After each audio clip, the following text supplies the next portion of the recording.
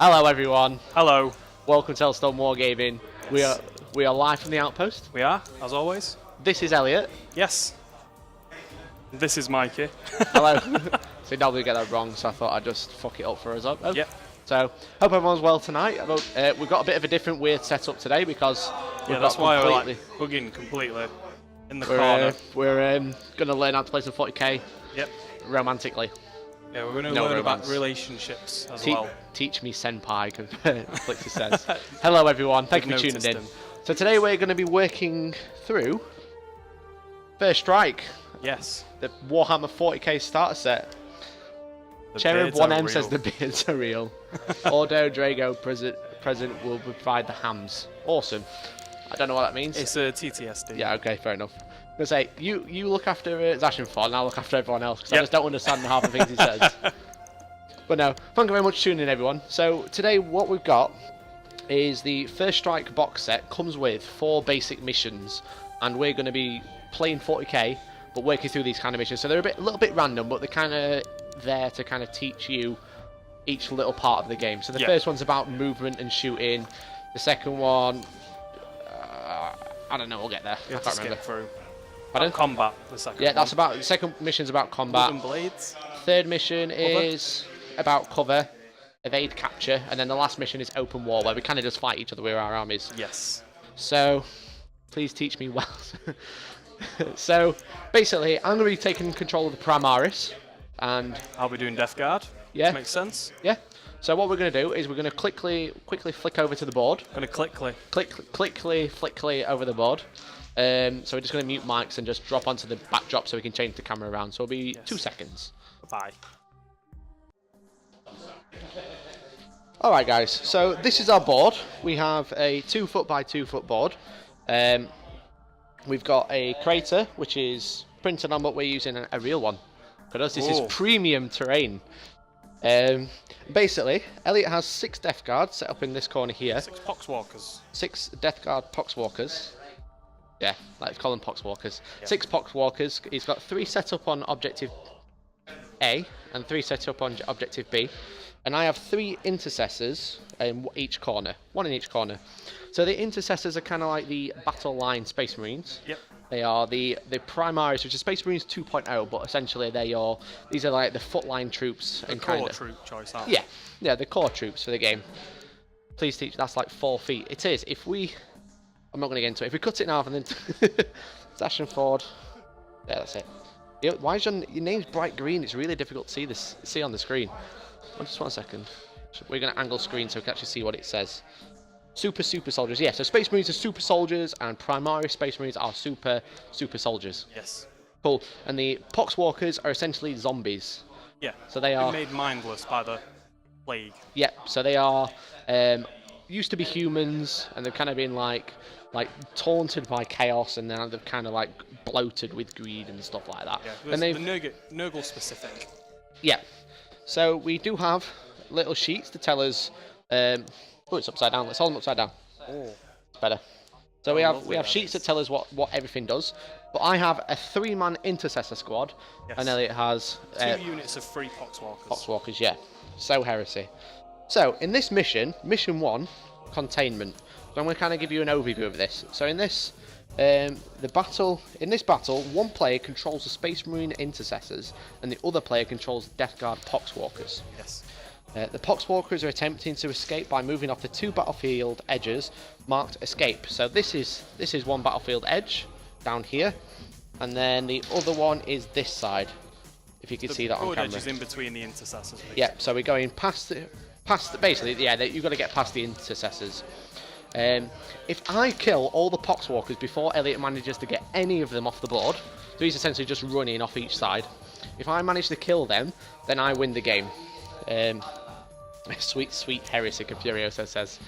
If Elliot manages to get at least 1 Poxwalker off one side of the board, then we draw. If Elliot manages to get 1 Poxwalker off each side of the board, then he wins. Fairly simple, fairly straightforward. Basically, I'm going to be running and shooting and kind of stopping him getting through. Elliot is going to just be moving and advancing and trying to get out of the way. Yeah. Ooh, we've got a follow. And my alerts are at the back. That is terrible. Who is that? Piper87, thank you for the follow.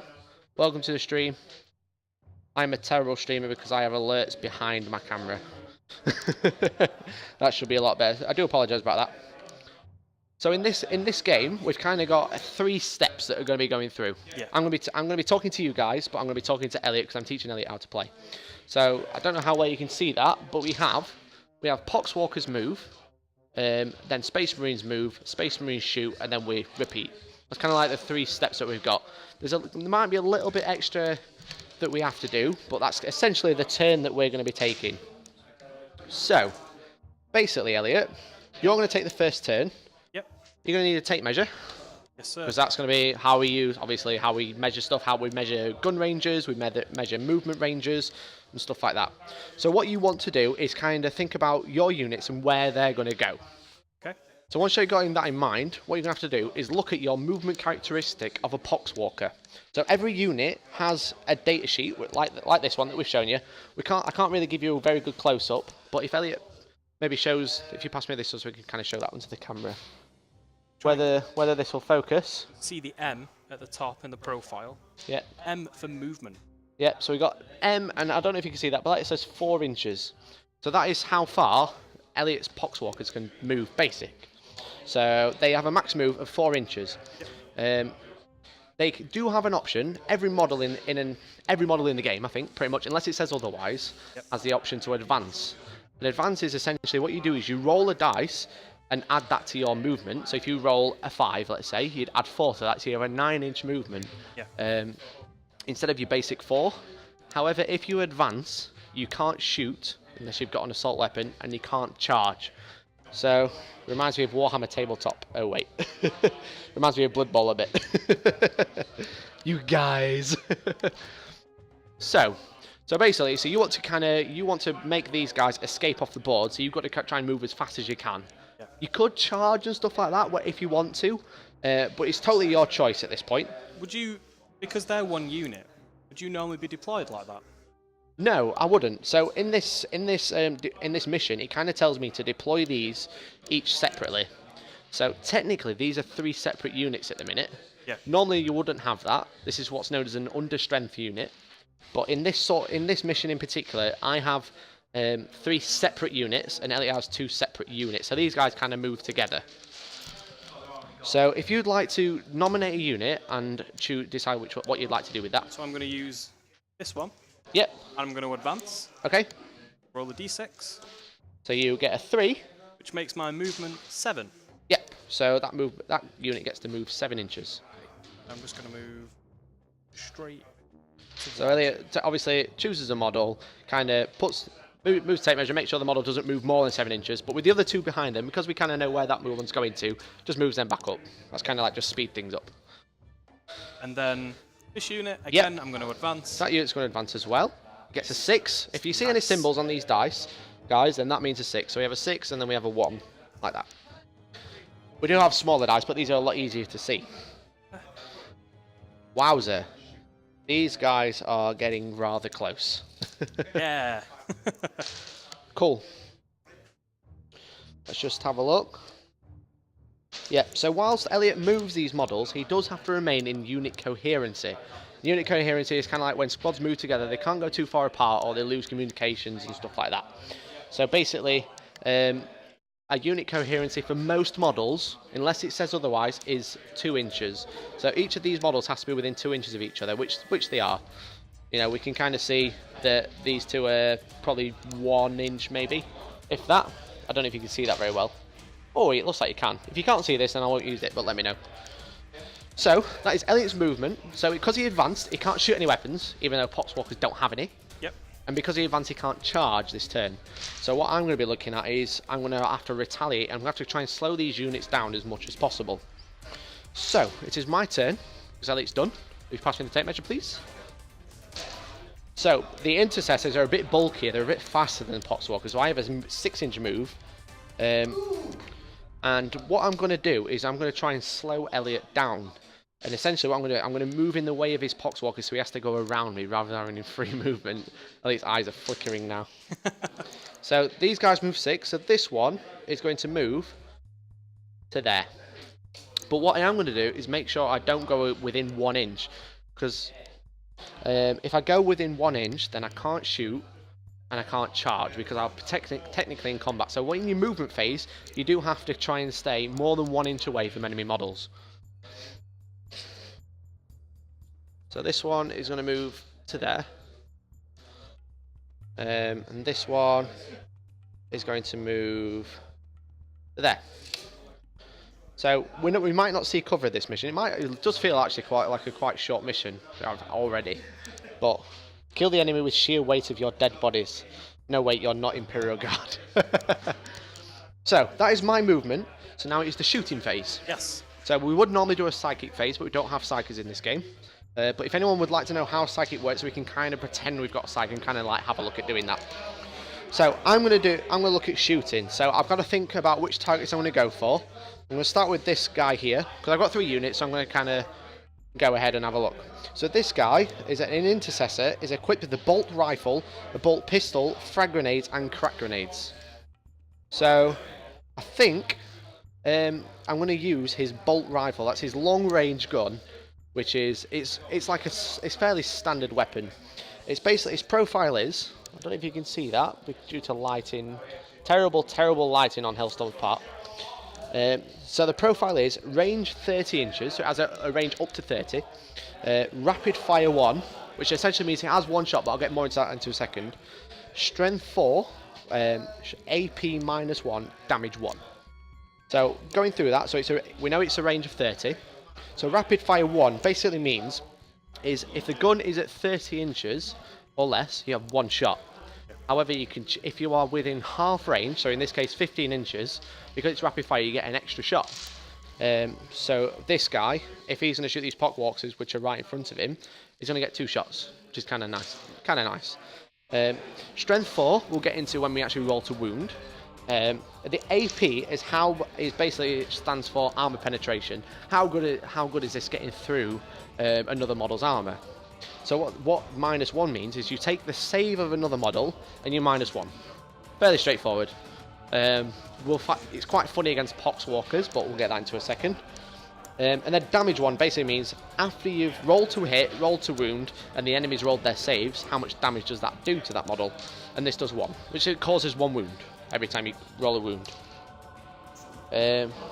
Do you actually have to use your complete movement range you rolled, or could, let's say you only move 5, even though you rolled an 8? No, so your movement characteristic, whether you're just normal moving or advancing, you move up to that, but you can't move further. You could move like 0.1 of an inch if you wanted to. Yeah. Yeah, so you have a movement characteristic of up to 6 inches if you think about it that way, or 4 inches, or, you know, yeah. So you'd know you don't have to move that far. I still rate this stream 15 virus bombings out of 10. Cool. So the intercessor, this one here, is going to shoot these guys. So what I'm going to do, so it's rapid fire 1, so we're less than half range, so I'm going to roll 2 dice, and that's how many shots I get. So the intercessor has, I wish I could get like GIF pics of these, you know, so people can see. This is terrible. What about this one? Can we see on there? I don't know how well you can see on there, but it has a, oh, there you go. So the intercessor has a BS of 3+. So BS stands for ballistic skill. That's how well he can shoot. The 3+ means when I'm shooting, I have to roll a 3 or more to hit. So I'm going to roll 2 dice. This is how many shots I get, and I'm looking for 3 or more. So I get 2 hits. So I've got a 4 and a 5. Then what we have to do is we have to look at the wound roll, and we have to compare the strength of the weapon compared to the toughness of the poxwalker. And depending what you are shooting will depend what you need. Is this going to focus? I hope everyone can see this. So we have to compare the strength to the toughness. If the strength is greater than the toughness, I need a 3+ to wound. If it's equal, I need a 4+. And if the strength is lower than the toughness, I need a 5+. And that's kind of the 3 characteristics we're going to use today. So I have a strength 4 bolt rifle. What is your toughness of your poxwalker? Toughness 3. So obviously that's 1 more, so it's greater. So I need a 3 to wound. Your weapon's stronger than I am tough. Yeah, because I'm going to be. This is essentially small rockets being propelled into flesh. So they aren't very tough. They aren't anything Quite really. malnourished and. Yeah. You're wrong. BS equal bullshit. Yes, fair enough. Cool. So I need 3+ to wound. So I get 2 wounds. So then what we have to do is compare. Look at your armor save. So Elliot, a Poxwalker has an armor save of 7+. 7+ On a D6 dice. Do you play BattleTech? I do not play BattleTech, I'm afraid. No. But there's a few people in the outpost where we are now who have played BattleTech. I haven't seen that game played before, well, not in a long time, but I kind of have a basic understanding of how it works. So, anyway, so we've got 2 wounds. So I'm going to try and... This is how we're going to be comparing the armor penetration of my gun compared to your armor save. So currently your armor save is 7+. So to make the save on a D6, you need to make 7s. However, my bolt rifle has an armor penetration value of -1. But it reduces your armor save by 1. So you have an armor save of 8+. So would you like to take 2 armor saves? Oh look, he's failed. It can't... There you go. You can't possibly roll 8+ on D6. Together, it wouldn't be 8. No, that's only 5 if you added together. So now we've determined that he can't save against these weapons. Basically, you take 2 wounds because of the 2 shots, both causing 1 damage, so it's 2 wounds. So the first Poxwalker, he'll take a wound. What, would you like to choose which one to take a wound? I'm going to choose this one. You're going to choose that one. And then would you like to choose the second Poxwalker to take a wound? Because they just have 1 wound each. Yeah, so each Poxwalker has 1 wound, and each shot causes 1 damage. So the first shot kills this one and does 1 damage, and the second one hits this one and does 1 damage and kills each. If I had, say, multiple wounds, so let's say I had 2 shots. Can you put them back for us, just for this clarification? Let's say I had a really strong weapon, like, I don't know, a rocket launcher, a missile launcher that does D6 damage, and I've rolled this much. So what would happen was, each shot is causing... This one's causing 2 wounds, and this one's causing 3 wounds. The first Poxwalker would take 2 wounds, because that's how much damage I caused. So can you take 2 wounds off a Poxwalker? You take 1 wound, and the model is removed. So this one is also gone. And then this one would take 3 wounds, and that is gone. So each dice roll... Thank you. Each dice roll causes so much damage, and that damage is applied to a model 1 at a time. If you think about it that way, it makes things a lot simpler. Okay, right then. So I have kind of shot them, and they are looking a little bit unhealthy. Yes. To say they are Poxwalkers, they're even looking even more unhealthy. So now I'm going to be looking at this intercessor. He's going to do something a little bit different. He's going to throw a grenade. Okay. So one model from each unit during each shooting phase can throw a grenade instead of shooting a normal weapon. Now for the purpose of this, I'm going to pretend they're all 1 unit. So I'm only going to throw 1 grenade each turn if I throw one. But I have equipped with a bolt rifle, which is what we've just shot, a bolt pistol, which is kind of like your small firearms. It's kind of very much the same as a bolt rifle. A little bit weaker, but it's also only 12 inches. But then I'm equipped with a frag and crack grenade. So a frag grenade, let's have a look at a frag grenade, because that's what I'm going to be throwing. Sorry about this terrible getting the angle right. So frag grenade is 6-inch range, grenade D6, strength 3, 0 AP, 1 damage. So basically what this means is a grenade, so you can only throw 1 per unit, that's what that rule kind of states. And you get the D6 represents how many hits it gets. So rather than being a set amount of hits, I basically have to roll how many hits I would get. Well, how many shots I would get rather than hits, let's say. So this gets D6, so I'm going to roll D6, and I get 3 hits, which is quite good, because there's 3 in that unit. 3 shots, yeah, let's say that. It's difficult, because, yeah. Let's start again. So I rolled a D6, I got 3, which gives me 3 shots against the Poxwalkers. So it's kind of like I've landed them in a lot of hit all 3. So it's a variable between 1 and 6, obviously. So then I have to roll to hit. So this is... I have to look at my ballistic skill again, which is still 3+. All the primaries are 3+. So I need 3s to hit. So I get 3 hits. Chaos Gods are not on my side today. They are not on your side. Nurgle is gone. Those zombies, man. They're pretty crap, aren't they? They've not been eating enough dirt. So then I compare the strength to your toughness. So I'm strength 3, you are toughness 3. So we are equal, so it's actually 4s to wound now. Yes. So it's 4s to wound, so I need 4+. And I get 1 wound. So 1 4+, which causes a wound, and then Elliot must take an armor save, which is still a 7+. This has no modifier, it doesn't have a minus, it's 0, and each one causes 1 damage, so you lose a Poxwalker. It's taken off. Yeah. So instead of shooting, he threw a grenade. So whilst it does get you more shots, it's a little bit weaker, so it's kind of a bit... swings and roundabouts, I guess, is the right word. Sorry, I'm just sorting OBS out. Okay, so then I've got one dude left. And I have to kind of decide which one he's going to shoot. So whilst they are both in rapid fire, what I'm checking is if they're within 15 inches. It's whether I kind of want to focus this unit down or kind of take this one down as well. And I think I'm going to go for this guy here. And it's giving me a look like, oh yeah, Papa Negs does care. Douse care. Cool. So this Intercessor Sergeant, you can tell he's a Sergeant because he's not holding his gun in 2 hands. Let's see if we can get a different view actually, I forgot we got that. Look at that. So this Intercessor Sergeant is going to shoot this guy here, at the other side of the board. So I need a 3+ to hit, because he's got 2 shots because he's within 15 inches using the bolt rifle again. So 3+ to hit, 2 hits. Those set in symbols are 6s.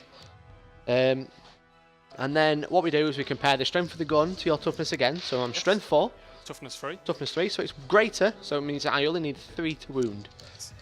Dyslexia is fun. So I have got 2 wounds against this one Poxwalker.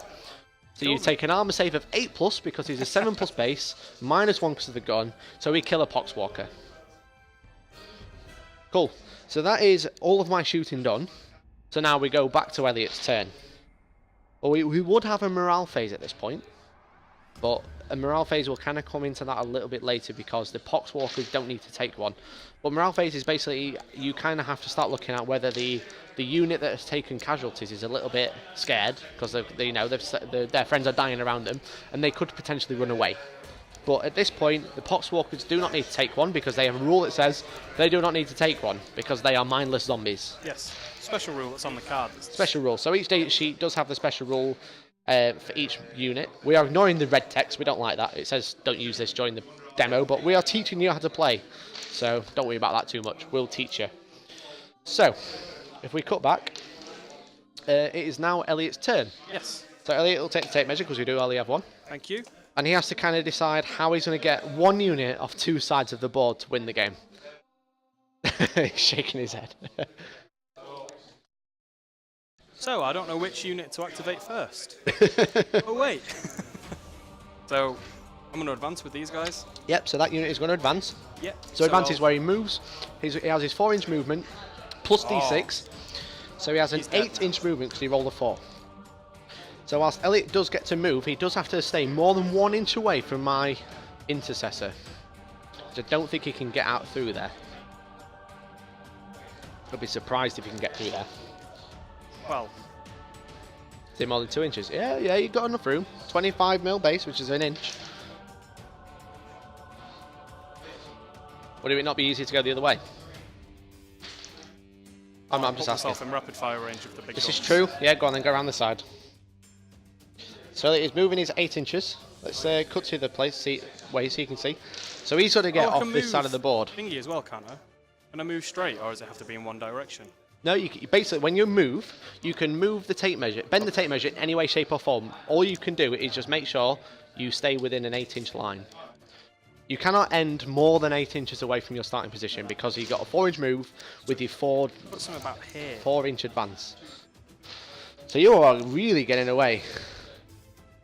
So again, in this mission, the aim of the game is to get 1 Poxwalker off each side of these 2 board edges. I realise that the camera's cut off, so this side and this side. Okay. Elliot has just realised what's going to happen. So Elliot advanced, so he can't shoot any weapons, even though he doesn't have any. And he can't charge because you advanced. You can only charge after advancing if you have a rule that says so. Yep. So now it is my turn, it is my movement. Could I have the tape measure, please? Thank you, sir. So what's going to happen here is basically these 2 are going to charge towards the Poxwalker. No, not charge towards, they're going to move gracefully towards the Poxwalkers and probably try and shoot them. So an Intercessor has a 6-inch move, as denoted on its data sheet. We're going to move 6 inches for both of them. As long as you miss, you know, don't have to move 6 inches. You have a movement of up to 6. You don't even have to move if you don't want, just in case anyone didn't want it to. So now it is my shooting phase. So I have a bolt rifle at 30 inch. I have a bolt pistol at 12 inch. I have a grenade at 6 inch. So I think we're probably going to shoot. We've got a follow from XXSep. And I've realised on this one that the alerts are behind. I am a terrible streamer, tell everybody. I didn't really think about this when I was moving my overlay around.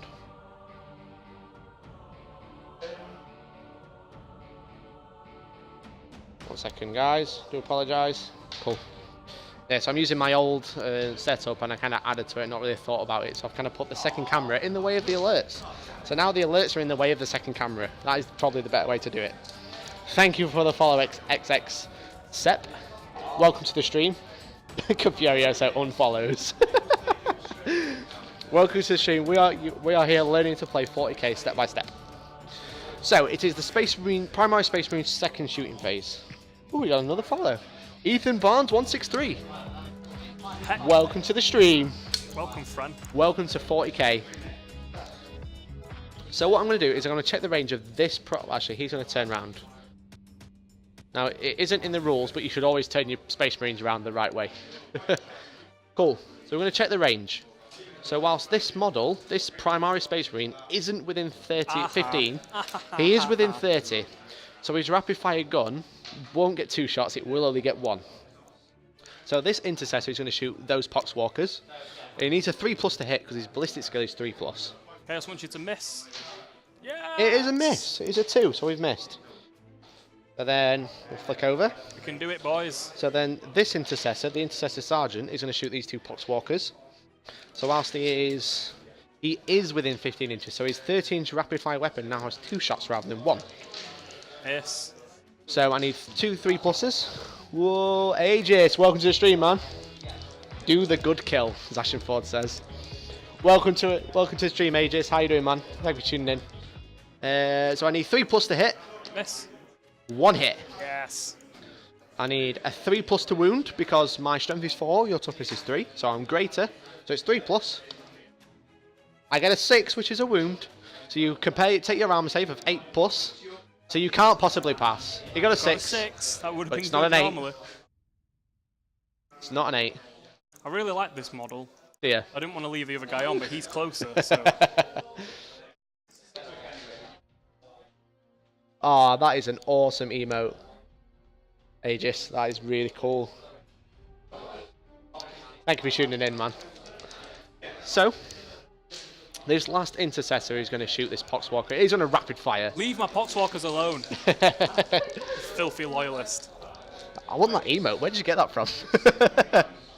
Say, FLG Marine. Oh, nice. Frontline Gaming, I presume. So I'm going to shoot this one. So I'm within 15. I'm actually within 6. So I'm going to shoot 2 shots. Pistol. No. And then make it a 50-50 deal. Oh my god, that one is awesome as well. Jimmy the Brush, I presume. This one's mine. I can't do it now. There you go. Cool. So this guy is going to rapid fire into this poxwalker. So it's 2 shots, 3+ to hit. I get 1 hit. And then I need a 3 to wound because my strength 4. Your toughness 3, so it's 1 greater. This is all it. 3+. And he gets a 4. So you get a -1 to your armor save of 8, but now 8+. Oops. And that is that poxwalker dead. I'm going to roll the 8+. No. He rolled a 2. So that is the poxwalker dead. So that is the end of the mission. That is a Space Marine win. Because Elliot's mission was to escape the board, and the 3 intercessors kind of... the most important part of Wargaming. What? Oh. We should have done one of them at the start. Oh. Thank you. Oh. For the many-man emperor. Very close. Was, yeah. So that was a basic moving, shooting, and advancing of 40k. So, not too bad. That was a half-an-hour game. If we make them all last half an hour, we might last a half 10. Yeah. So we're just going to take a quick drink. Oh, I've got a Vimp too. Well done, chaps. Very clear and well explained. Well, thank you very much, Confurioso. Thank you for tuning in, man. If there's anything that we do say that does not make sense, please let us know and we'll try and explain it as easily as possible, or maybe slow down a little bit. Cool, so let's look at Mission 2. Mission 2 is Blood and Blade. Could you bring... Vimto is good. Could you bring on the super professional terrain? Ooh. So this goes here. It goes here, doesn't it? Nope. Oh, does it go over the... It does. It goes over Okay, the then. 3D crater.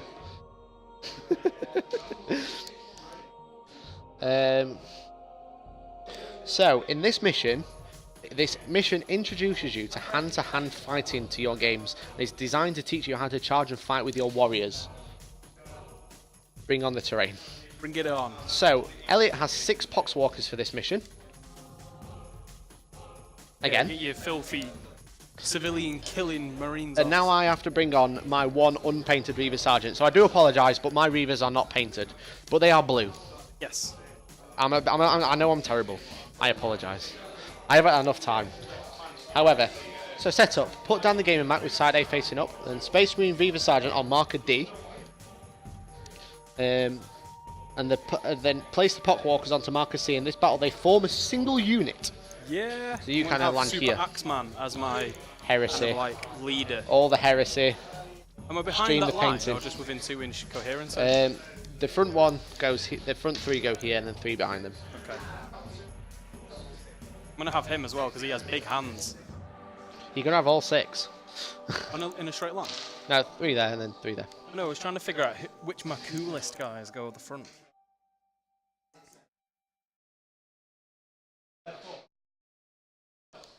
Stream the painting. I will stream to paint some Reavers. I'm going to be building the multi-part ones rather than these ones. But we could build these ones as well and paint them. They are really snapped together as well, so... Cool. So in this mission, if we flick over to the back, in this mission, one player controls the Reaver Sergeant, which is me, again. The other controls the unit of Poxwalkers. Starting with the Death Guard player, which is the lovely Elliot. Say hello. Hello. Maybe I should just retch if I'm the Death Guard. Just like, knock a greenie up. Cool. So I've just realised I've got to swap over. So I have a different sheet. I have this one.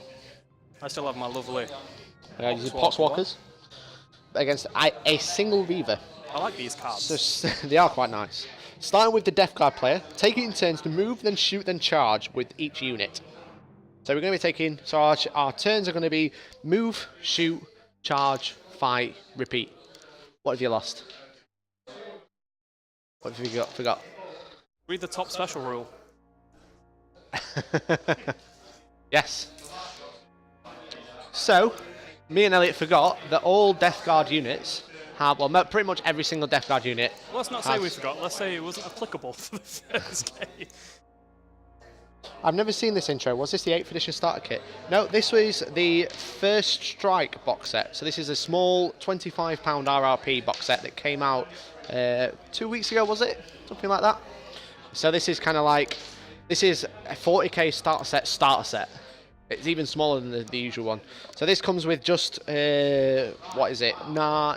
15 models, 3 Reavers, 3 Intercessors, 3 Death Guard Marines, and 6 Poxwalkers.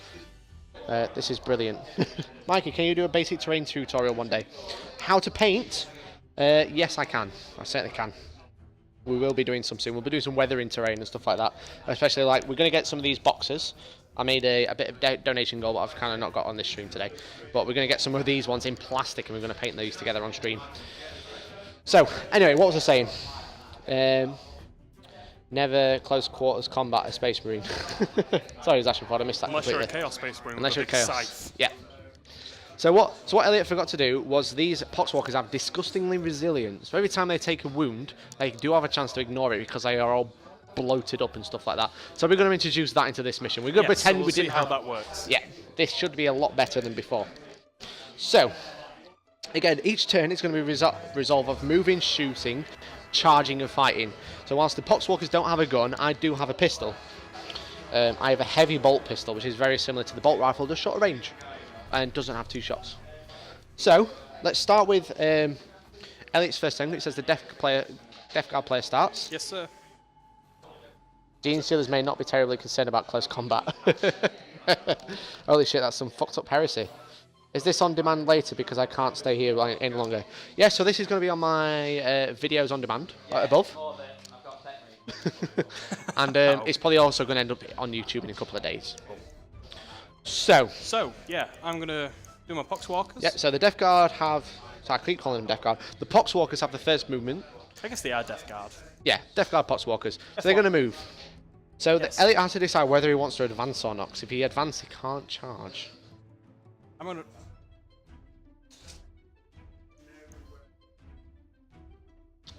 Yep. Doable. Advance, I think. You don't have to, it's up to you. Is Exterminator's required arc? I'm going to...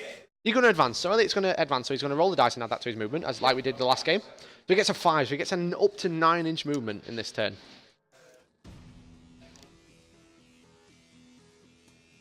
Wowzer.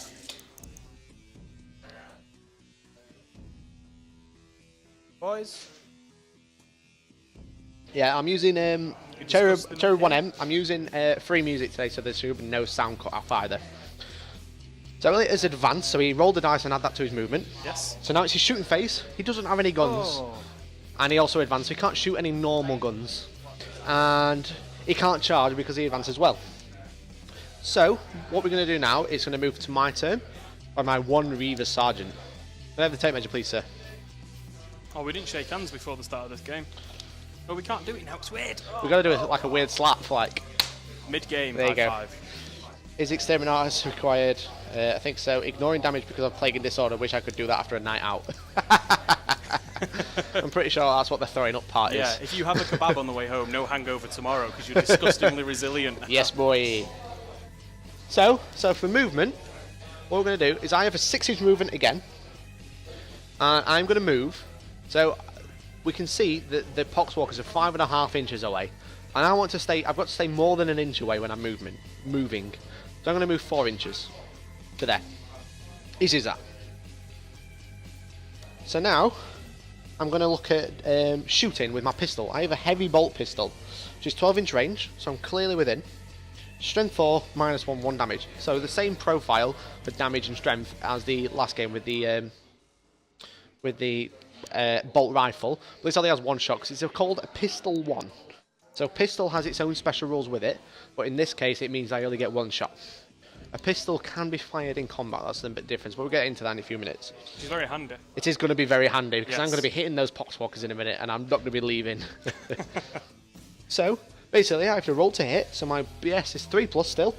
So, I need a 3 or more. So, shooting the Poxwalkers, and I get a hit, because I got a 4. So again, my strength is 4, your toughness is... 3. Okay, so I need a 3 to wound. The 1 greater, because so it moves you from 4.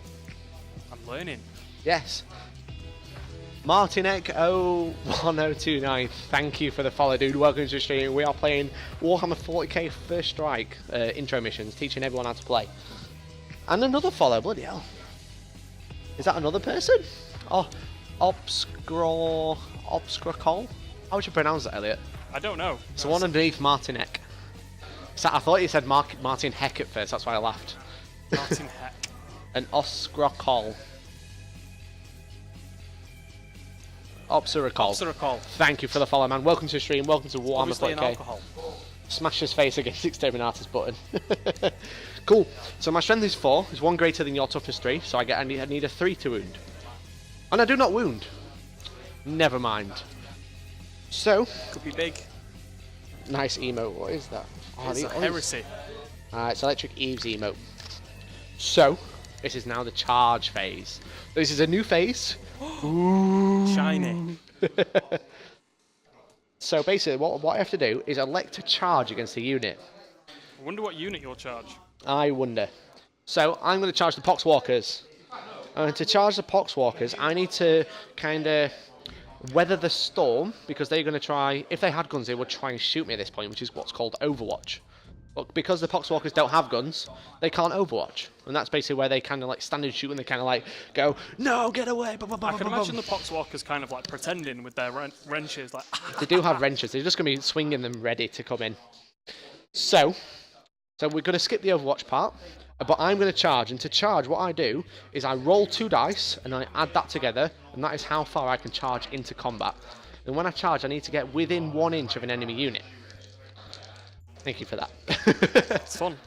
Cool. So I'm going to roll 2 dice and add together. Don't charge. I'm totally charging. I'm going to fuck those up. No. Cool. So 2 dice and add it together.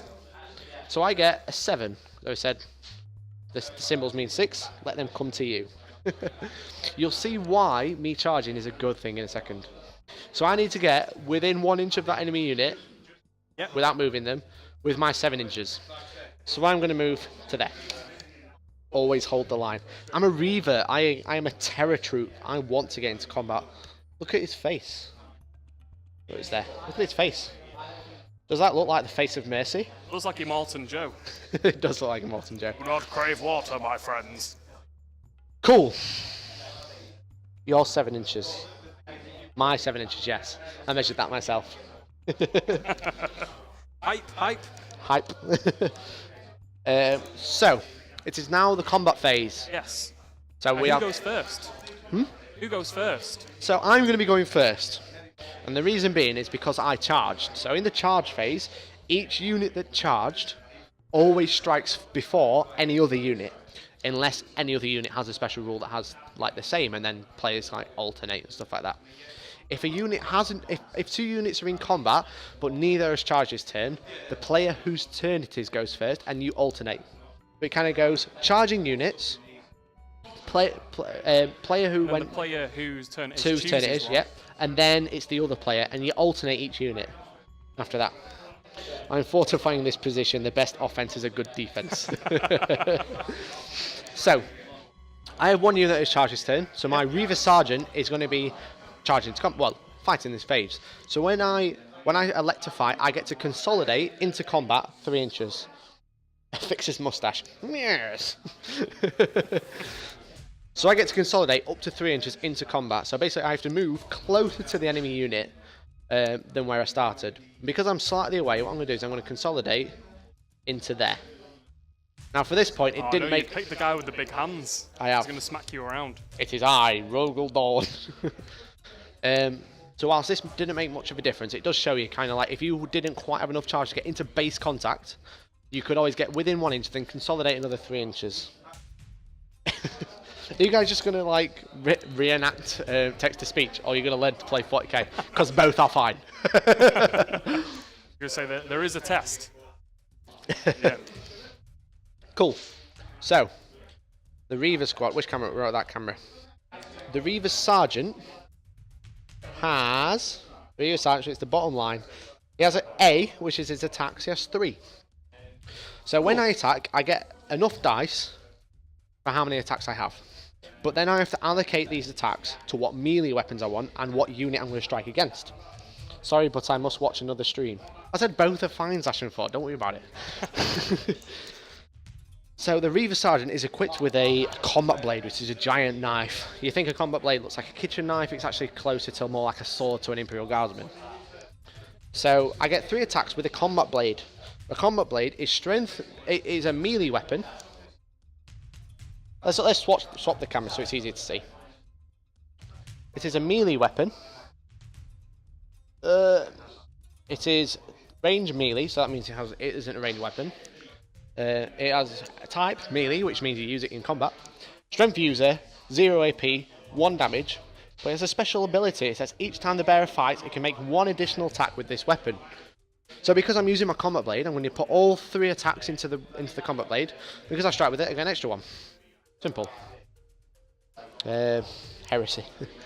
So then what we do is, because we're not shooting this time, we're fighting. We're going to be looking at the weapon skill. And we're going to be looking to get this camera to focus. So the Reaver has a weapon skill of 3+. Very similar to his ballistic skill. But it basically means in combat he's also hitting on 3s rather than ballistic skill, so it's making no difference. With you, for example, you have a weapon skill of 5+, but you have a ballistic skill of 6+. So if you were shooting, you're actually worse at it than fighting. But also, you don't have a gun, so it doesn't really matter. Yeah. So I've got 4 attacks. So hitting on 3+, and I got 4 hits. Elliot's face then, when I got 4 hits, was it was picture perfect, let's just say that. So then, I look at the strength of my weapon, again. Strength user, which means I compare that to the strength of the actual model, which is strength 4, because of the S. Simple. So I'm strength 4. Your toughness... 3. You're still toughness 3. Still toughness 3. So that means it's 3s to wound again. And I got 2 wounds, because 2 ones are failed. So Elliot now has his armor save. I have 0 AP, but Elliot's armor save is 7+, so he automatically fails. Yes. However, so I've taken 2 wounds. It's taken 2 wounds, yes. So it would be 2 dead. Let's slide those down, just for simplicity. So then, now those 2 models are essentially dead. However, Poxwalkers have a rule called disgustingly resilient. Would you like to read that to me, Elliot? Yes. So, disgustingly resilient. Each time a model in this unit loses a wound, you can roll a dice. On a 5 or a 6, that model does not lose the wound. Wow. So they are fairly resilient. Yes. It is quite disgusting. They're going to go, Did I you don't like care that? about that wound. Did you enjoy that? I Bad did. joke, I did. Cool. So so each wound is taken, so he's taken 2 wounds. On a 5 or a 6, he gets to ignore that wound and get back up. So would you like to roll 2 dice and see if you can ignore any? Let's see. And he rolls a 1 and a 4, which are both fails. So he's 2 Poxwalkers dead. So you can destroy 4 models in seconds if you're lucky. Yes, you can. So if I would have got 4 hits, 4 wounds, and Elliot would have failed all his disgusting resilient rolls, it would have been 4 models dead. So the thing is, with these sort of models, we've got super soldiers versus the undead. So it kind of looks like I'm really strong, but when you get in a larger battle, you kind of see that this is very small compared to what you could be doing. We'll see some of the other Death Guard units that are tougher as well later on. There are other models in other missions, but for this one, it's kind of undead fighting super soldiers. I think we see some next. Next we see mission, some more I believe Death Guard Ooh, models. You better tune in and make sure you watch to don't miss out. So is disgustingly resilient only in melee? No, disgustingly resilient is every time a Poxwalker takes a wound. But we both missed that off the data sheet when we were playing the first mission. Yes. So what we're going to say is we didn't miss it. It wasn't used in the first mission because the rulebook said. Yes. I'll get a biro and I'll write it in We're slowly especially. becoming more like a complete game. Yeah. As we get further and further along. So we're building into these missions. So every time a Poxwalker takes a wound, we do apologise. Every time a Poxwalker takes a wound, he does have essentially a 5-up save after he takes that wound to try and ignore it. I get you. Cool. So that is my unit done. So now it's Elliot's turn to choose a unit to strike in combat, because I don't have any other units that have charged his turn. So it is now your turn to choose one. So what unit would you like to attack with this phase? I'm going to attack with my Poxwalkers. Oh my god. Against your Reaver Sergeant. I can't believe you've just done that. So when you choose that unit, each model can consolidate 3 inches towards the models he's in combat with. Please have the tape measure. Yeah. Because I've forgotten, since 7th edition, what 3 inches looks like. Yeah. So the importance here is only models that are within base contact of an enemy model or are within base contact of another model that is in base contact with an enemy can fight.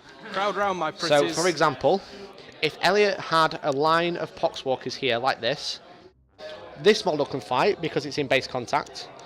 This model can fight because it's in base contact with another model that's in base contact. But these two are too far away. Yes, we got a dodgeball quote in from Confurioso. Interesting tactic, Garden. Cool. You will not be able to see now. So because all these models are in base contact with my Reaver Sergeant, they all get to strike. So if you had 2 soldiers, you could kill 8 in one turn. It's quite possible. A perfect roll, yeah, but it's not statistical. But I'd have to roll 4 dice, all with 3s, and then I have to roll another 4 dice, all hitting 3s, because I roll to hit, roll to wound. Yeah. And then you'd have to roll 4 dice and not roll under 5. And the thing is to remember as well is these Poxwalkers don't have an armor save really. No. 7+, they don't have a natural one. Whereas the equivalent units in my army have a 3+ armor save. So I would get that and then get the disgusting resilient. Yeah. So whereas these units probably do look really good at the moment, I wouldn't rush out and buy loads of Reavers because, as we'll see later on, they pan out against other units not as well. But if you had both soldiers had 4 attacks, yes, but unlikely, as Furiosa says. Yeah. But still, damn.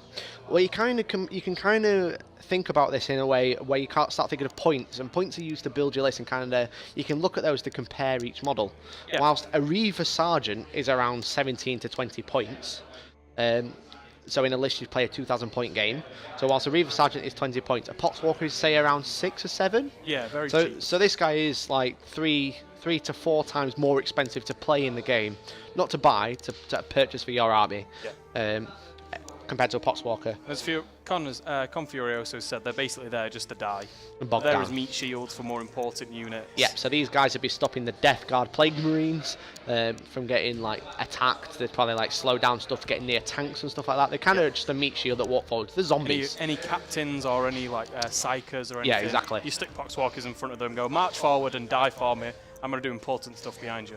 Exactly. So, it is Elliot's unit. They have consolidated into combat. So now we're going to strike with them. Yes. So I have 4 models left. Yeah. And the A value, Well, let me just flick over. Whoa. There we go. So the A value, so they have the 2 attack value attacks each. It's 2. So that means I'll have 8 dice. Yep, you do have more dice next to you as well, but that's more. 6. These 2 as well. Yep. But their weapon skill is only 5+. Only 5+, so that means it is a 5+ to hit, so it needs a 5 or 6. So, go for it. So Elliot has rolled 8 attacks and got no hits. 2 attacks, nice. To Two reflect attacks. upon my life. 2 attacks, nice. Let's look at it from the top-down view. 2 attacks, nice. So yeah, so Elliot had 8 attacks, 2 from each Poxwalker. Wrecked out. Oh no's. I love that. Oh, I love that. Oh no. Cool. So Elliot has failed to hit, so he does not get to wound, and he does not try to make me force me to take arm Can we save. say 1 hit? So for the. Go on then. Yes. Let's pretend. Roll it and see if I'll let you have 1 more attack. See if you get a 5. It didn't. Can you roll a 5 now? Try and roll it. Roll a 5. Please just roll a 5, Elliot. Roll it again. He got a 6. There you go. So let's pretend he got killed. 1 hit. So now we're going to compare your weapon. I'm going to see it the other way around, I think. Ooh, compared to my toughness. So my weapon, like Mikey's, is strength user. Yep. But my strength, the strength and toughness normally kind of go hand in hand, don't they? Yeah, they're usually about the same. Usually. So my strength is 3, like my toughness is 3. Yep. I'm weaker than a Space Marine, seeing as I'm just undead. Yep. So it goes, I'm 1 less this time, wow. so it jumps up 1. So now it's a 5. Yeah, so if, as we said, if your strength is greater than toughness, it is a 3 to wound. If the strength is equal to the toughness, then it is 4 to wound. If your strength is lower than the toughness, it is 5. So statistically, a 4+ on a dice is kind of like 50-50, isn't it? Usually, yeah. And then you're as normally it goes looking down, for a 4+. Yeah. Cool. So would you like to try and roll to wound? So you need a 5 to wound. I'm not very good at rolling these 5s. He got a 6. Look at that. He didn't even need a free reroll or anything. So then... I didn't need a series of free rerolls. series. So then a Reaver squad, a Reaver Sergeant, his save is 3+ because he's wearing power armor. I mean, look at it. Look at this power armor. Look at how awesome it is. Black Reach starter set, so no chaos. The Black Reach starter set, to be honest, except for the gun, your stats are on this card. Your stats, you're moving 6, you're 3+ to hit, you're 3+ to wound, you get 1 wound, 1 or 2 attacks, your leadership 7 and 8, and you get 3+ save. It's essentially the same. We just got 2 wounds on these because they're a bit tougher. But yeah, the Black Reach set is really good. That's actually the first one I bought. When I first got into 40k, it was just as that set came out in 2005 or something like that. I think mine was Battle of Macrack. Right, okay. It was like Gene Stealers, Termagants versus a few Ultramarines. Yeah, and an Imperial Guard officer thing. I think so, carrying the crate. Well, there you go. Black Reach was Space Marines versus Orcs. Space Marines had like Terminators and a Dreadnought, and the Orcs had Orc Boys, Orc Knobs, and 3 Death Copters, which is pretty cool.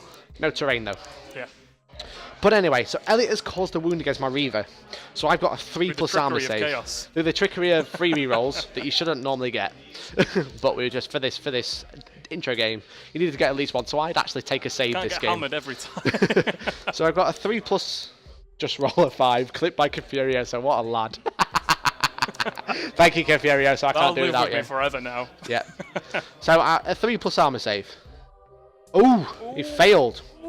So, Reaver has 2 wounds. Yep. So how much damage does your melee weapon cause? 1d. 1d. Yes. There you get 1d for... Well, the d value is 1, d for damage. Yep. Got a very cool squad in it. Yeah, it has, dude. So what I'm going to do is I'm going to put this small dice next to the Reaver. As you can see, it's got a 1. So this small dice is going to represent the wounds. Wow. And then I'm going to find the dice that I just threw. Yes, yeah, so Reavers have... The Primaris Marines generally have 2 wounds each. Because they are superhuman. Superhuman. So Space Marines are super. These are super. I guess the first level of super is reflected in their strength 4 and toughness 4, so they've gone up from normal humans. Exactly. And then 2 wounds for Primaris. Yep. So you caused a wound, and that is the end of my turn. So I charged, I moved, I shot, I charged, I would show combat. So now it is your turn. Yes. So Elliot, it is your movement phase. Superhuman then. Close enough, pretty much. So Elliot, it is your turn. Yes. So I can't move. Did you?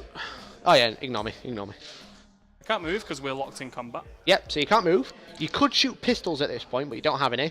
Nope. But so Elliot, because it is his turn, he gets to choose the first unit that hasn't charged to fight in combat. Because we've got. Poxwalkers. He's going to choose Poxwalkers. Surprise. So then you get to roll to hit. You need to roll 5+, Elliot. No free rerolls this time. Come on. Elliot has managed to get 1 hit. Whose dice are these? They are. These Buchanans. What? You can play with models too. Yagmer. Oh my god, how do you pronounce that? Hi, Grenler. How you doing, man? Thank you for tuning in. Yagmer Bill Gilly. Yagmer, welcome to the stream, man. Thank you for tuning in. This is Learn to Play 40k with Hellstorm. 1. So Elliot got 1 hit. Come on. There you go. There's my hand because I keep forgetting what camera we're on. So Elliot, this is so statistical. You need to get 16 rolls and only 1 5. Elliot, you need cause wounds. So your strength 3, my toughness is 4, so it is 1 greater than your strength. So it's 5s. 5s to wound. You got a 1, which is nothing. Oh my god, Elliot, burn those dice. They're actually Dan's dice, so they're not too bad to be fair. They're not my dice. Cool. These terrible dice. So now...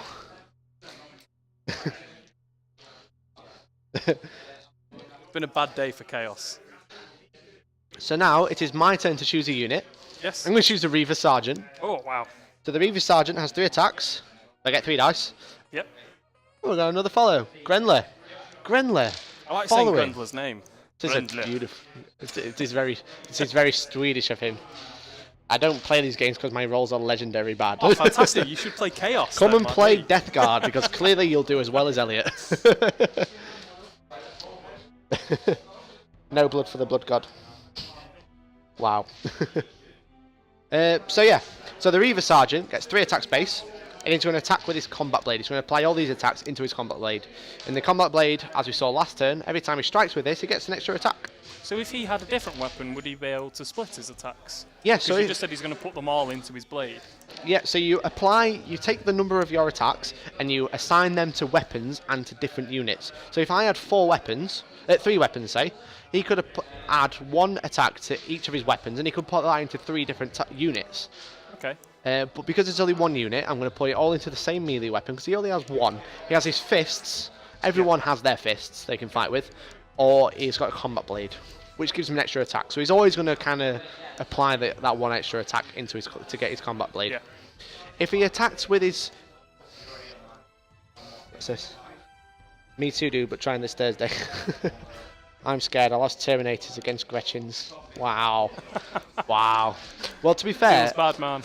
In our battle report last week, which is a 2,000-point game, my Blood Raven tactical squad walked up some Gretchen, and the Gretchen hand cannoned one to death. Head straight it was just off. like... the Gretchen lens. died straight away afterwards, but it was just like, just exploded the Space Marine's head. So yeah, we're going to take my 4 attacks, again +1 because I'm using a combat blade, and I'm going to try and hit the Poxwalkers. My weapon skill is 3+, so I need a 3+ to hit. Chaos! And look at that, I got 1 hit. I got a 5. Let's just roll to the top down, see if we can see that dice. I think Dan can program his dice with his phone. Just borrow my dice, That teach me my Space Wolves to wear helmets at least. It's true, if you don't wear a helmet, you're more likely to die. The beard, yeah, where does the beard go in a Space Wolf? That's the problem. You always think, oh yeah, he's wearing a helmet, but where's the beard? How did he get all that beard in that? It's tucked away in his beard sock. Beard sock. Cool. Oops. So I got 1 hit. So I need, my strength is 4, your toughness is 3. Yes. I need a 3+ to wound because it's 1 greater. I got a 1. Yes. There you go, I got a 1, so I missed. We'll live another day. So that's the end of the turn. That's the end of your turn. It's now my turn too. Okay. So movement, I can't move, I'm already in combat. At this point I could leave combat. And they wrap it around their head. Like, no scarf needed at that point, I guess. You'd just be very warm. All the black leather in the power armor is replaced with beard. It's much comfier that way. Yes. So, movement phase, I could leave combat if I wanted to. And if I leave combat, then 1, you don't get to see more combat, which, you know, everyone wants to see Everyone combat. wants glorious combat. But also, if I leave combat, I can't shoot and I can't charge. So for this point, it's going to be pretty pointless for me to move, to leave combat. To fall back. Yeah, to fall back, as it were. That's the actual official rule. So if in this point I could leave combat and do something else, I could move towards an objective, let's say. I could get behind another unit, so another unit could shoot these. I was gonna say, there are reasons in which you would do that, aren't there? There are. People go, why would I retreat? But it's not sort of running away. It's a tactical retreat. Yeah, exactly. Yeah. So, but in this case, there's no point because I want to kill those Poxwalkers. That is my mission today. Your one aim is to destroy them. Yeah. Yeah. There's nothing else. So now, so I'm not going to move. So it's now the shooting phase, and in the shooting phase, because I'm in combat, normally I wouldn't be able to shoot. However, I do have a pistol which can be used whilst in combat. So, die Poxwalkers. Oh, we should have a tally of loyalist cheers and heretic cheers to see how it goes. Well, we are going to be putting these scores towards the fate of Connor. Yes, we are. Campaign, aren't we? Yeah. Yeah. So these scores do count. So it's currently Primaris 1, Death Guard 0. Yeah. Space Marines, or as Billy would say, Space Marines. So, in combat, yes, the Primaris Reaver can shoot his bolt pistol, heavy bolt pistol. It's a bit heavy. It's a bit bigger than the usual one. So in combat, you can shoot your pistol at the closest enemy unit. And in this case, it is the Poxwalkers. So I'm going to shoot the Poxwalkers with my bolt pistol because they are the closest unit. So it's a 3+ to hit because my ballistic skill is 3. And I miss. That's a 1. I did flip that by accident. These dice are absolutely terrible. Whose idea was it to use these? That was awkward. I clicked on the wrong thing. I apologise for that. So, it's going to go into combat phase. Yes. Because I missed with the shooting. So I'm going to elect to fight with my Reaver Sergeant. Okay, and you're going first because you're the controlling player. Yep, because it's my turn. I get to choose the first one. I get 3 attack base and +1 because I'm using my combat blade. Same again. I need 3s to hit. I get 3 hits because my weapon skill is 3+. So now I compare my strength to your toughness. Strength 4 compared to 3, so it's 1 better, so it's 3s to wound. And I get 3 wounds. So I've actually caused some wounds this time rather than ignoring it. So essentially this is 3 Poxwalkers dead. But now their special rule called Disgustingly Resilient is going to come into play. So on any 5-ups, Elliot will ignore the wound and get back up. Ignore you. And you rolled 1-5, so 1 guy gets back up. So bolt pistol hit and wound on 3. So the bolt pistol hits on 3s because of his ballistic skill, which is 3+. I'm not sure how well you can see that because of focus. There you go. So the Reaver Sergeant has a BS, which is ballistic skill of 3+. And that tells you what you need to hit in combat or in shooting. Yeah. The way that we wound is we compare the strength of the weapon or person who's fighting and compare that to the toughness of the enemy. Let's go back a bit. So in this case, the wound roll, we have to compare the attacker's strength to the target's toughness. the strength is greater than the toughness, it is 3+. So my strength of the bolt pistol is 4, and the toughness of the Poxwalker is 3. So it's a 3 to wound. Same with the combat knife, because I'm a strength user. The Reaver is strength 4, so it's 1 better. If the toughness is equal, it's a 4+. I apologise for blurriness. And if it is lower than the toughness, then it is 5+. So that's why Elliot's wounded on 5+, and I'm wounded on 3+. And BS determines D6s to roll. Yeah, in this particular situation. Yeah, exactly. So the only difference it would make is what isn't noted here. If we have a look at the core rules, we can have a look at the full wounding chart. So these rules are free. You can download these off the GW website. Let's try and get that in focus. So this wounding roll is to everything. This is for every model in the game. So is the strength twice or more than the toughness? It is 2+. So this is kind of taking it one further. So if it's greater than it's 3+, like the bolt pistol versus the Poxwalker, where it's strength 4 versus tough 3. If it's equal, it's 4+. If the strength is lower, then it's 5+. If the strength is half or less than the toughness, it is 6+ to wound. So this is for every time you roll to wound. It doesn't matter what you're fighting with. He gets it. They get it. Cool. So I've struck in combat. So now it is Elliot's turn to fight back. So each Poxwalker has 2 attacks. Yeah, so I have 4 now. So he has 4 attacks. He has a weapon skill of 5+, so he needs a 5 to hit. Come on, 5+s. He got none. He got none again. Adam? He got none again. None again. So again, this is where we do the morale phase, because he has lost units. But because you are immune to morale checks, because you're a Poxwalker, we're not going to look at that at this point. What was Super Spaz Marine Strength and Toughness? 4 and 4. Yeah, most Space Marines are Strength 4, Toughness 4. So your Tactical Squads, your Scout Squads, your Reavers, your Primaris, they're all Strength 4, Toughness 4. Yeah, it's not going well. So now it is Elliot's turn. Turn 3. Yes. Strangle them Poxwalkers.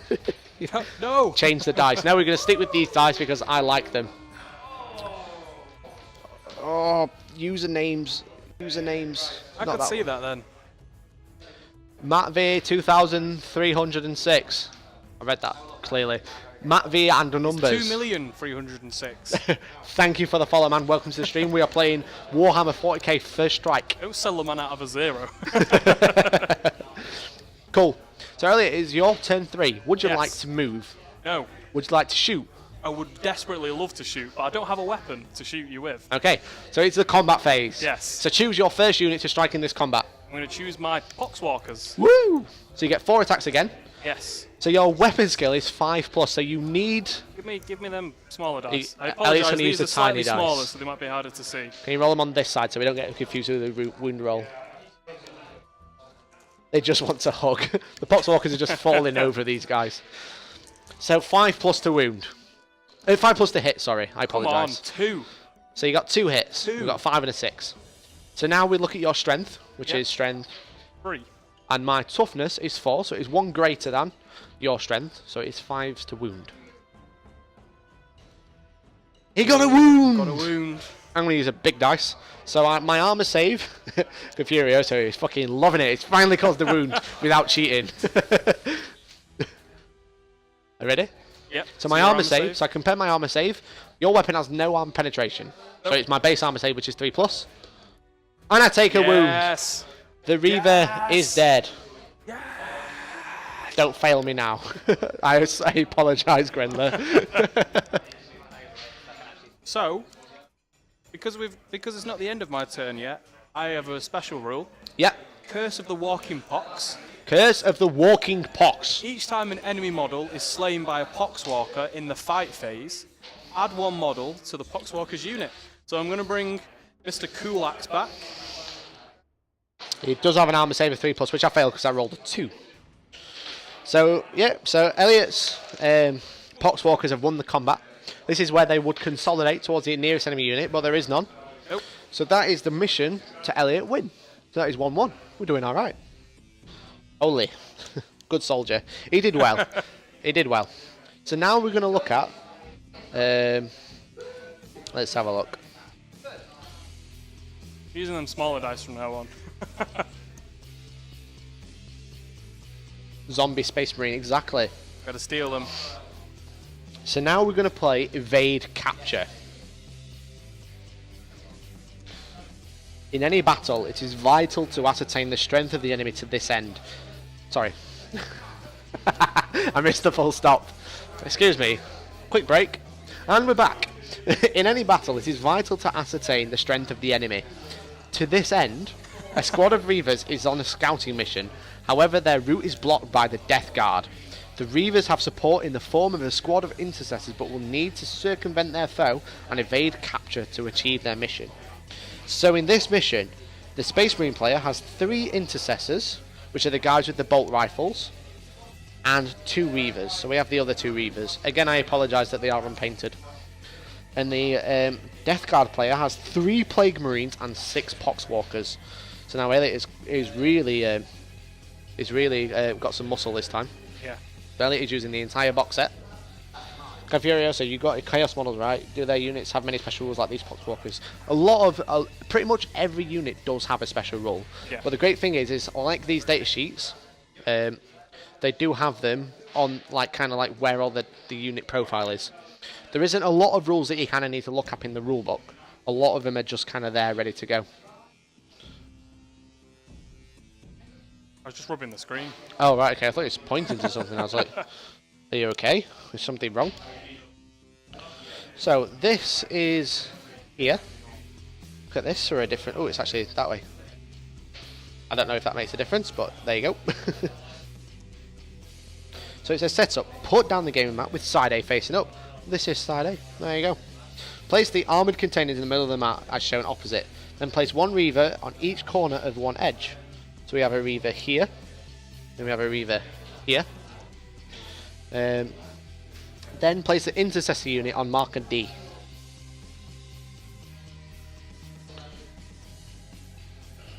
We should probably put the sergeant at the front, let's be honest.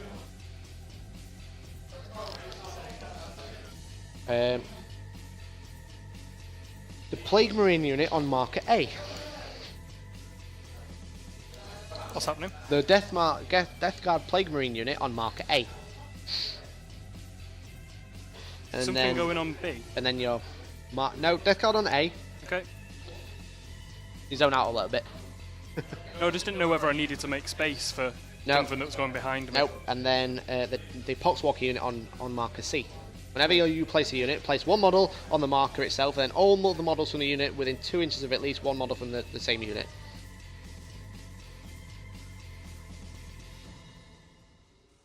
My Spirit chapter.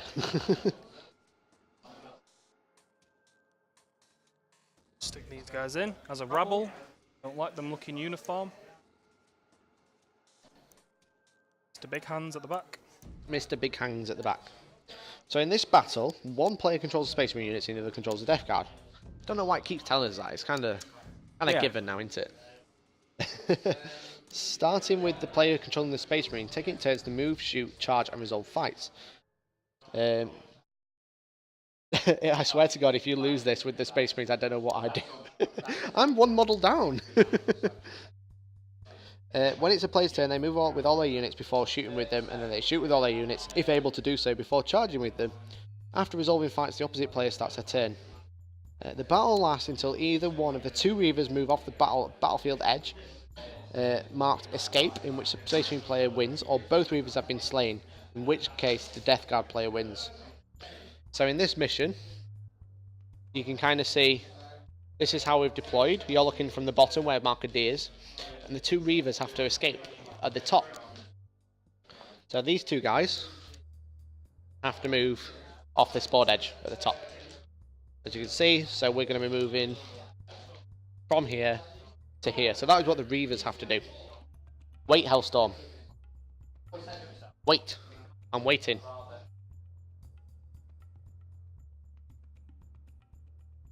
It's a problem with streaming, you always have a little bit of a delay. I think the Nagel player have too many models, got to remove some. Oh, I'll just have to shoot them. Remove some by force. Yep. So, just going to check something, see what this says.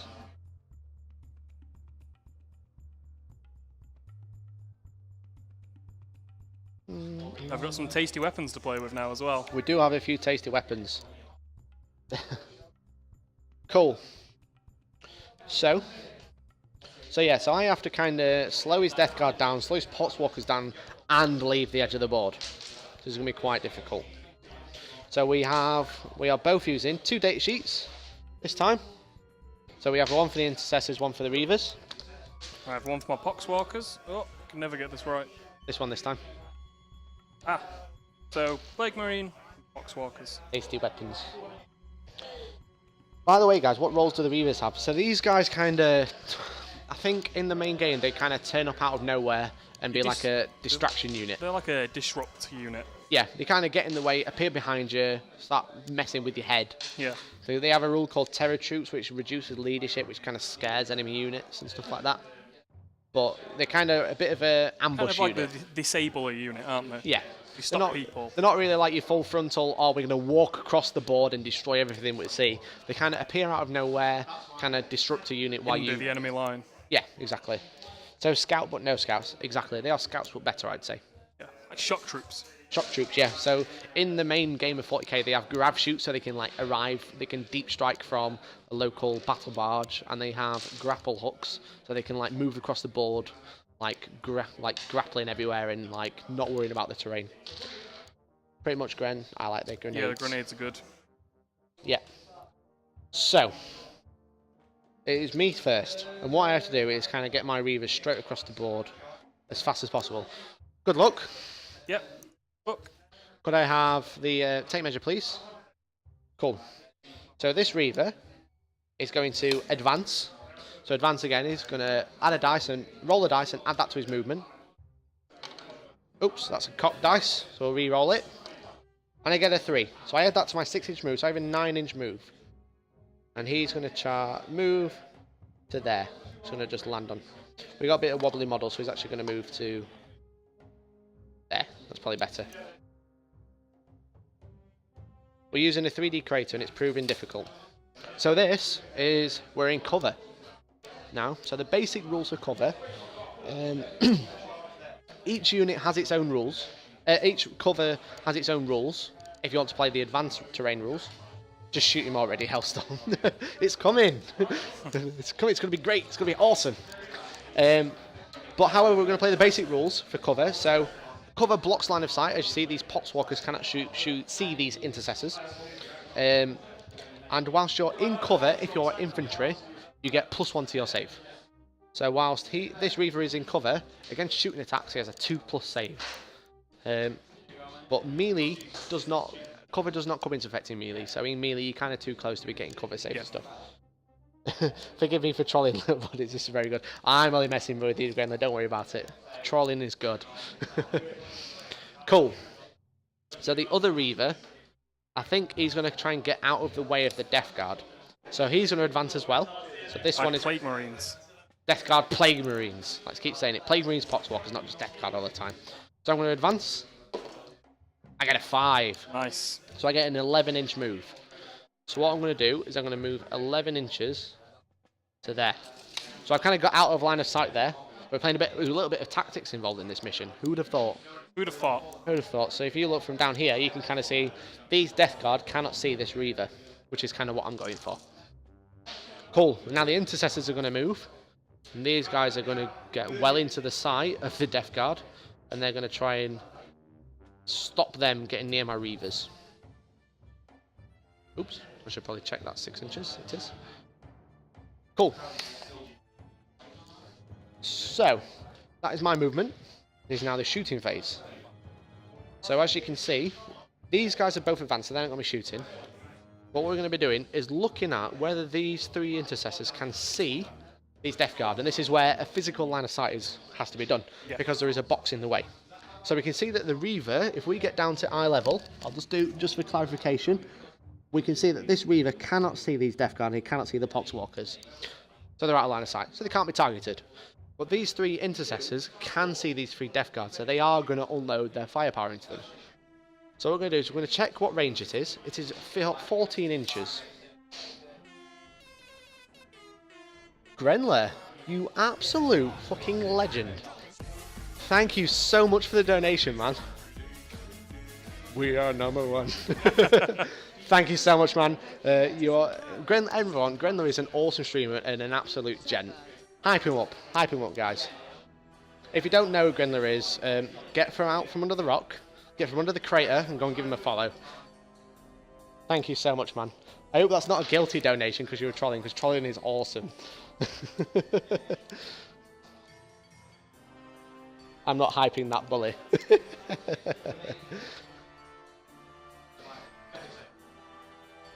Oops, that was silly. It wasn't, that's good. Why is my... Wow. That was terrible.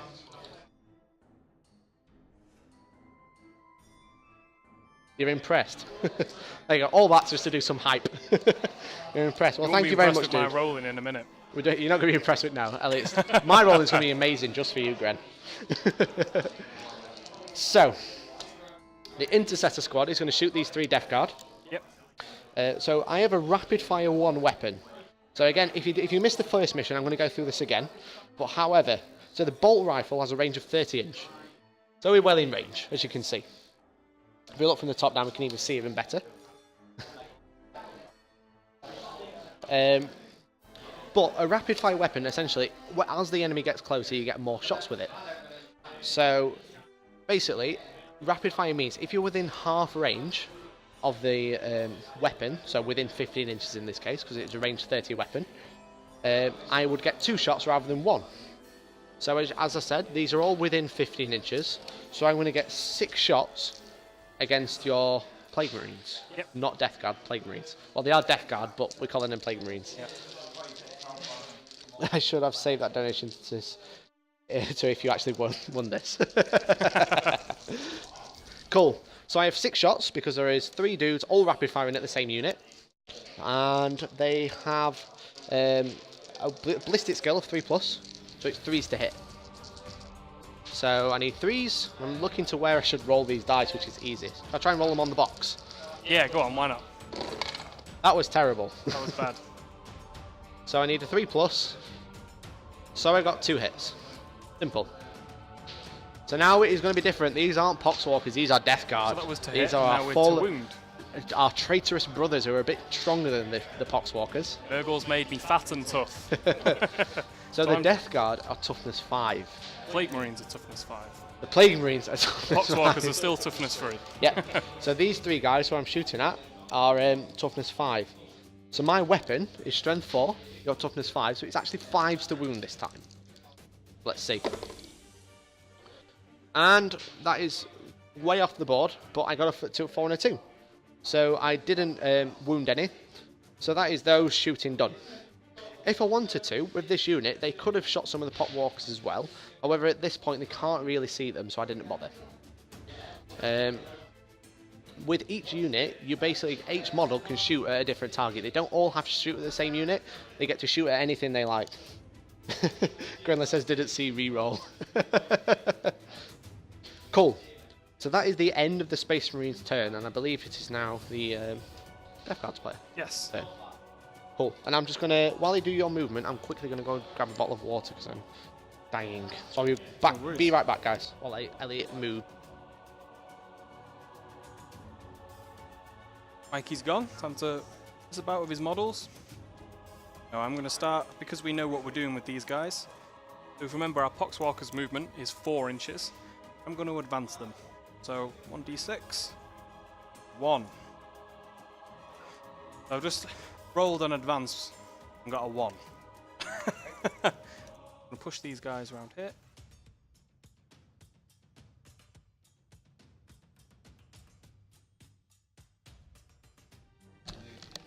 I've returned, so you better pipe down, Confurioso. Trying to riot. You didn't keep him under control. No. Disappear for 2 seconds to grab some water. I'm here to keep control. I'm a chaos player in this scenario. So, because I am bigger, even though I'm a Space Marine, I'm slower. I only move 5 inches as opposed to your 6. Because you're a fat Space Marine. Yes, I am. Fat You're filled with rot and hate. So, I'm just gonna move. He cheated, Hellstorm. I saw it all. He is Nurgle after all. Be careful with this guy. He's very sketchy by the looks of it.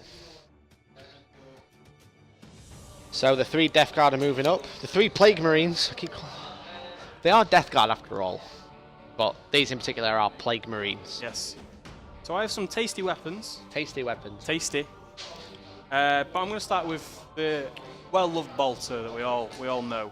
A bolter. Yeah. So the bolter's profile, which is this guy's weapon. Yep. Because I have different weapons on each of the guys in this Wow. squad. So this first guy just has a standard bolter, which is strength 4, no AP, No AP. damage 1. But Okay. it is rapid fire 1. So because I'm in... So this weapon is 24-inch range rather Yes. than 30. Yeah. So your rapid fire range is now 12 inch. So So it's it's a always bolt half the gun, weapon. not a bolt rifle. Yeah. Yeah. So within 12 inches you get 2 shots. What unit is he shooting at? He's going to shoot at... The 3 intercessors. Okay. He gets 2 shots. Yep. He is still a Space Marine, so he hits on 3s. Yep. So his ballistic skill is 3+. Yep. This is So- skill 3+, so 3's to hit. 2 shots, He gets 1 hit. 1 hit. And then a 4, because you're toughness 4. Yeah, so bolt gun is strength 4 against toughness 4, so it's equal, so it's 4s to wound. Yep. He gets So a 2, two. so that's no wounds. No... Okay? So no wounds there, of course, No to the wounds. intercessors. So the plasma gun from the next guy. Plasma gun, yeah. Yep. Which is again rapid fire 1, 24-inch. Okay. So the, I'll get 2 shots. yeah, the plasma gun has 2 modes of firing. Yes. So if you just like pass me the thing and I will pull it up on camera. So this, as you can see, the plasma gun has standard and supercharge. Whilst they're both 24-inch, both rapid fire 1, the normal one is strength 7. I know it's blurry, I apologise. Strength 7, -3, 1 damage. However, the supercharged version is strength 8, -3, 2 damage. So while supercharge is really good, it does have an ability where it says, on a hit roll of a 1, the bearer is slain. So that's not taking any wounds, is it? It's just that I'm removed. It's just dead, Yeah. just gone. So, Elliot has a choice now to go standard to get strength 7, -3, but only 1 damage, or go for supercharge where you can kind of go strength 8, which is really high strength, -3 but 2 damage. So each wound would kill an intercessor at each go, but it's your choice. I think I'm gonna, because we're doing an intro game, why not? This I'm gonna Furioso has spoken. There we go, supercharge it. I'm gonna supercharge and use the strength 8 profile. So this is strength 8, -3, 3 damage, but it's 3s to hit. No 1s, please. Balls to the walls. Whoa. So that's a 5 and a 4. So that is 2 hits. Yes. And then because I'm strength 8, it's Yep. 2s. Yeah, so your strength is double my toughness. So it is 2s to wound. So if it's greater, if the strength is greater, it's 3s. If it's double or more, it's 2s. So that is 2 wounds. 2 wounds. And that is a -3 AP. Wow. So my intercessors have a 3+ save. However, your AP is -3, so it reduces my dice roll by 3. Yep. So I need I need to get 2 6s to completely ignore this. You can do it. It's doable. It's not impossible. Let's get a top down for the dice roll.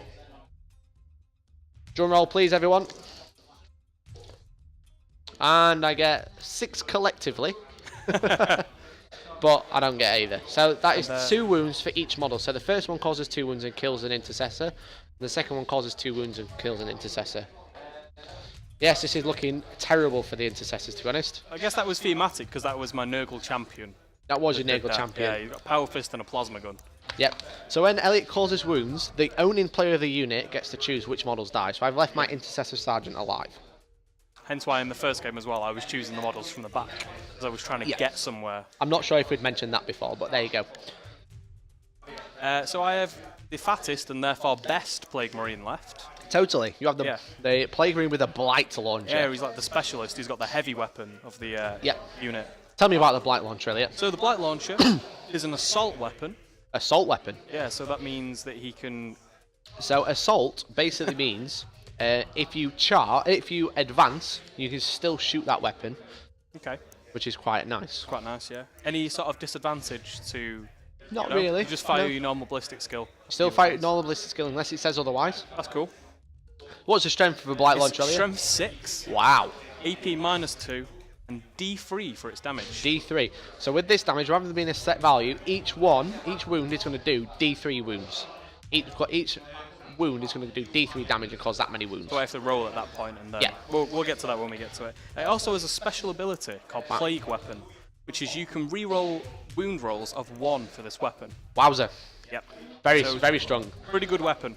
So while the Death Guard may be older than their Primaris brethren, they are definitely quite tough at this point. Yep. So, would you like to... Yes. So it's Assault 2, so I've got 2 shots. Yep. And he's Ballistic Skill 3. Yep, so 2 He's 3 gonna be on pluses. freeze. That's a 1. He gets 1. That's my to-hit roll, so I can't re-roll that using my ability. So, Strength 6 against your... Toughness 4. So it's greater. You're still shooting this unit, I presume. So it's greater. So now you've got Strength 6 versus Toughness 4. So it's greater but not double, so it's 3s to wound. He gets a 3. 3. And that's So- AP -2. So my armor save is 3+. It's -2 because of the AP, the armor penetration. So I need a 5 or more to save this. I get a 3. Which would have been good if it didn't have an AP, but it does. So that's gone through. So that's gone through. So now I'm going to be taking at least 1 wound, but this does D3 damage. So D3, where this is, if you didn't know, it's a very common term used in a lot of war games. So when you roll a D6, a 1 or a 2 counts as 1, 3 or a 4 counts as 2, and a 5 and a 6 counts as 3. Yeah. And depending on what Elliot rolls, this is how many wounds that the Intercessor is going to be taking.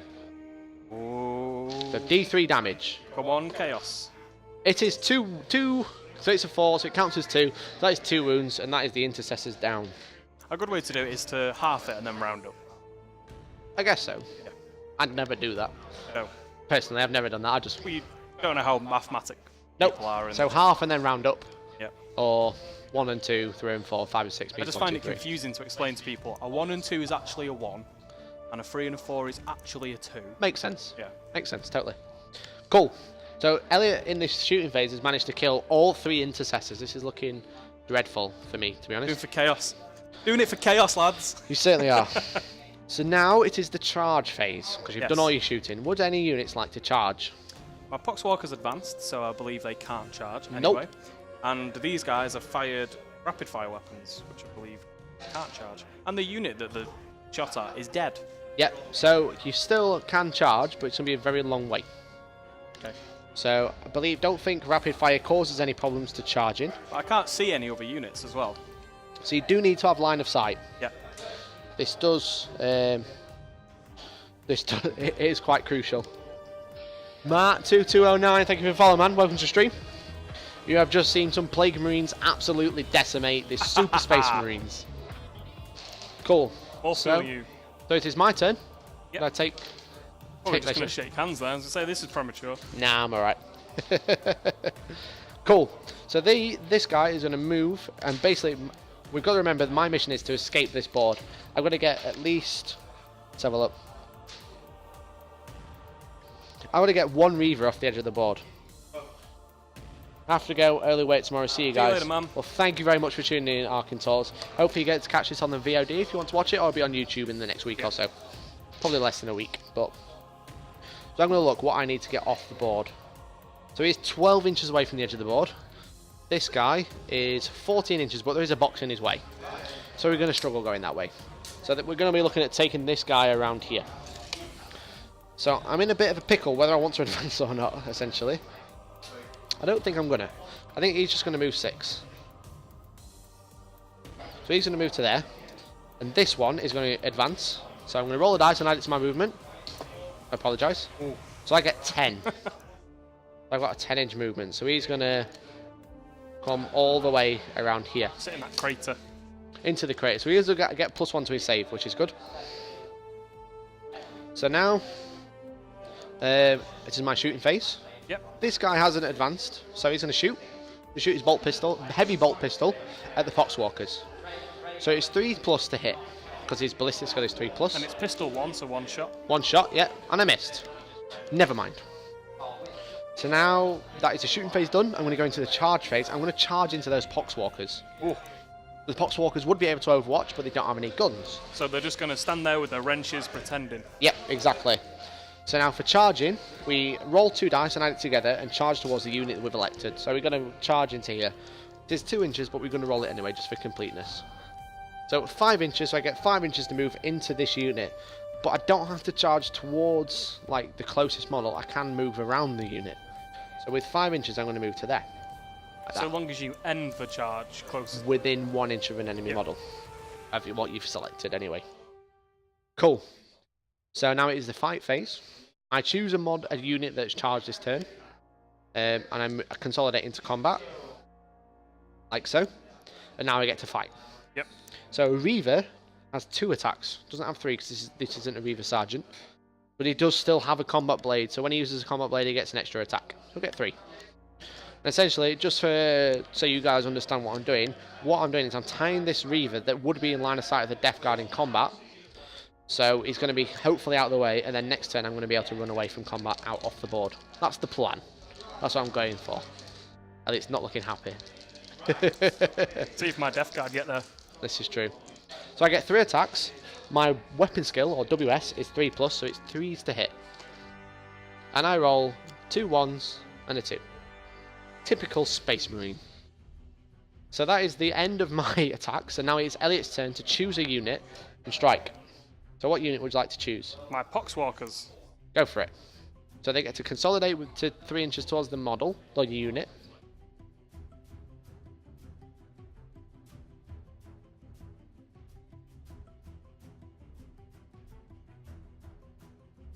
As you can see on this one. There you go, got a bit of a slower transition. It was quite fast a minute ago. So those guys have consolidated into combat with this Reaver. I hope I eat you and gain 1. Yeah, you could gain 1. You don't have the models to do it, but you could. We'll leave you in as Papa Poxwalker. Papa Poxwalker. So I need 12 dice. Yeah, so each Poxwalker gets 2 attacks. It just so happens we have 12 dice. Yes. Cool. So what is your weapon skill of a Poxwalker? It is a 5+. It's still 5+, it's no better. Yes. So So- let's see. So you need 5s or more to hit. You got a few hits this time. Yeah, I did better this time. You got 4 4? hits.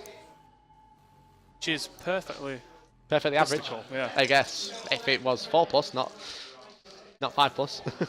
Oh yeah, because it's 3. Yeah, Oh, right. someone 12 bad at attacks. maths. 12 attacks, not 8. It was 8 last time. So now your still strength reeling is from my 3. intercessor loss. Strength 3 against my toughness 4. So 5+. 5s to wound because it's greater.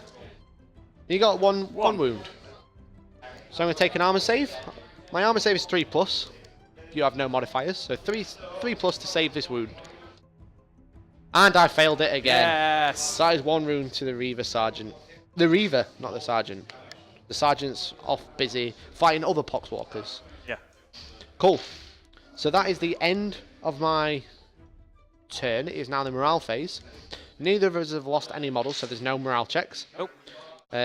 From each unit anyway. Obviously I lost those, but they're dead now. So now it is Elliot's turn. Elliot, your turn too, my friend. Thank you, sir. So, they're locked in there. So I think what I need to do at this point is advance with my Death Guard. Okay. Because I don't think there's a way I can get into line of sight of him. No. I'd have to be there. So I'm going to advance. Okay. So my normal movement value is 5+. So see what I add to it? You get a 3. So I'll move 8. 8-inch movement, yeah.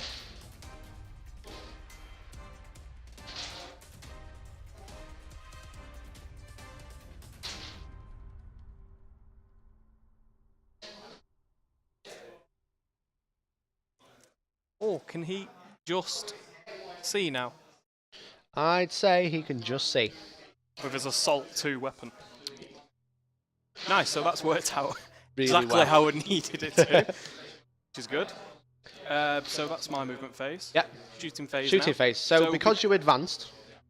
Apologies, you tell me. Go on. So because I've advanced, I can't fire my rapid fire weapons, I can only fire my assault weapon. Yeah. Just so happens that my big fat guy at the top, who happens to be the fastest, yeah, he's just in line of sight because he's just snuck round the corner of that building. Yeah. So he's going to pop 2 shots off. So I was just going to say, just with the tape measure, please. We can usually tell line of sight, because what we can do is, from using the tape measure, we can try and draw a straight line to the model, and each model's base can see the vice versa base. I apologise. There you go. That's a better. Yeah.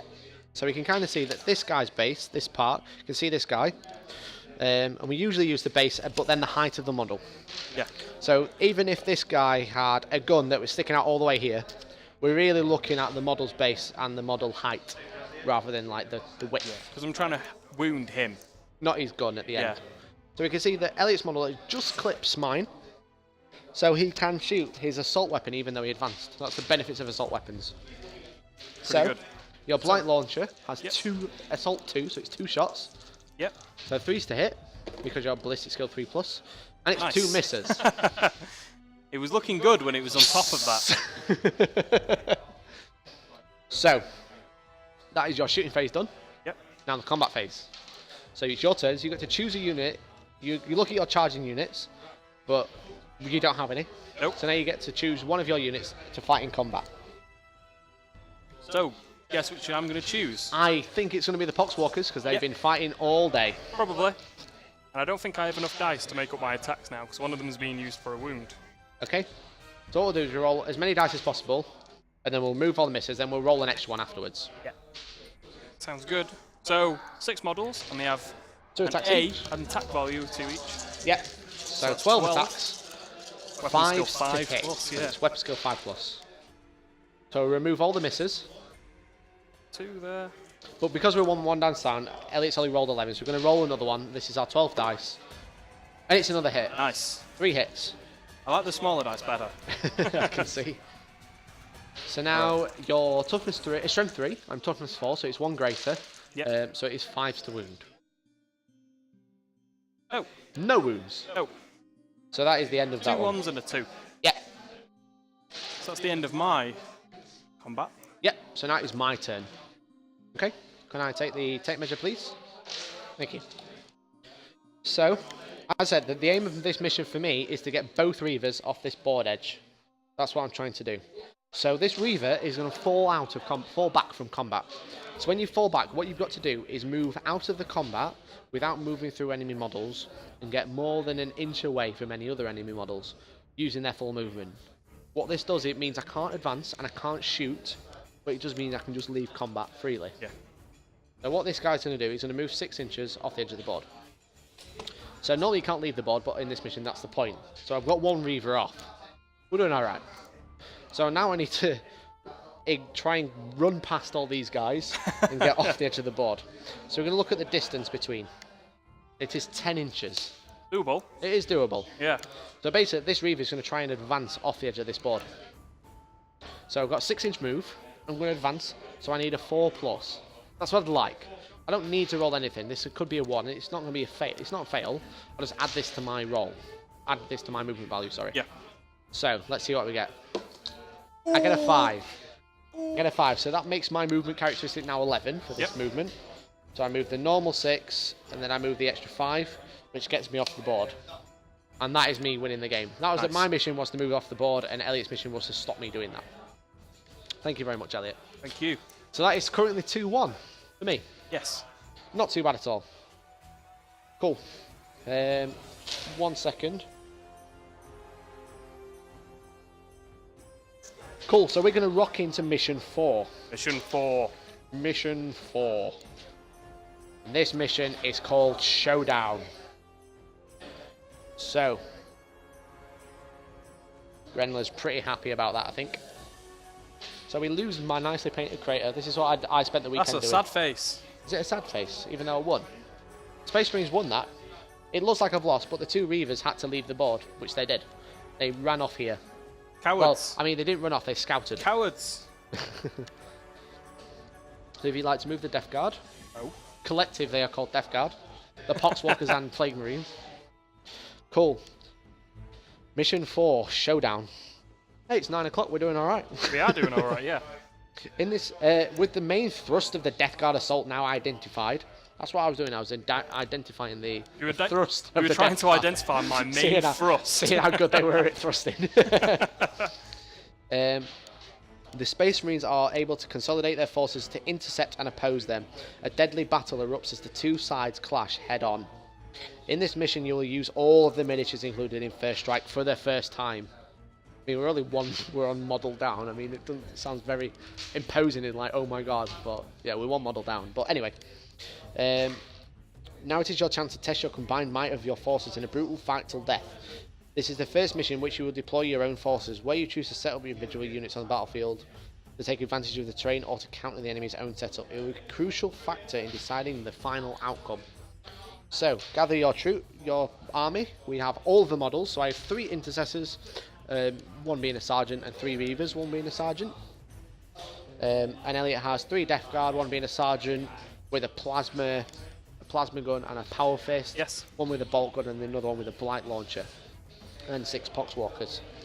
So now we put down the game map with a side B showing. Could you please move your poxwalkers?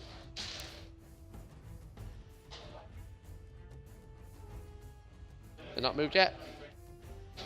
Look at this. It goes, I think that way. This was my deployment. Oh, that's upside down. I do apologise. Goes that way.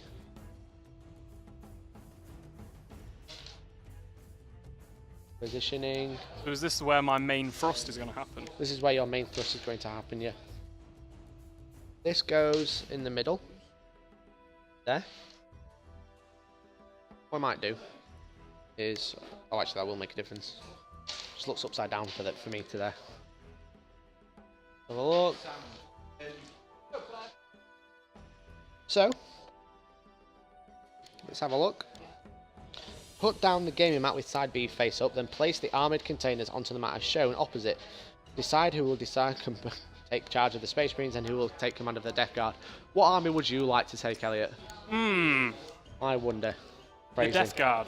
There's no phrasing. I've been scouting that thrusting of the Death Guard all evening.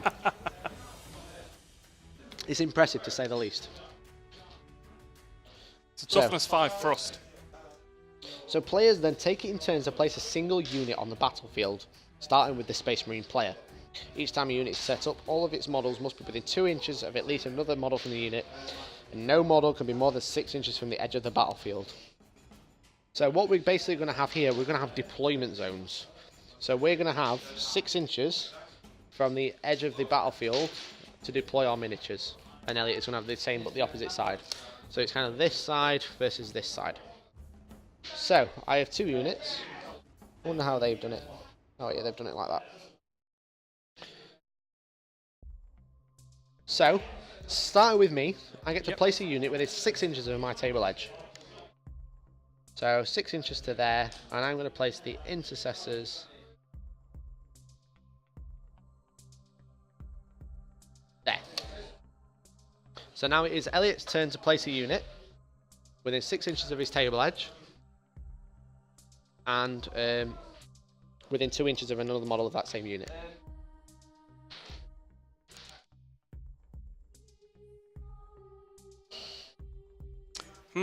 Where's Axeman? There he is. I think I'm actually going to blob them here. You're going to blob them there. You set them up there then, dude. Bit of a side view just to see where things are going. I've got to say, this gaming mat is really nice to play on. Yeah. Kind of cool that they've included one in the little box set.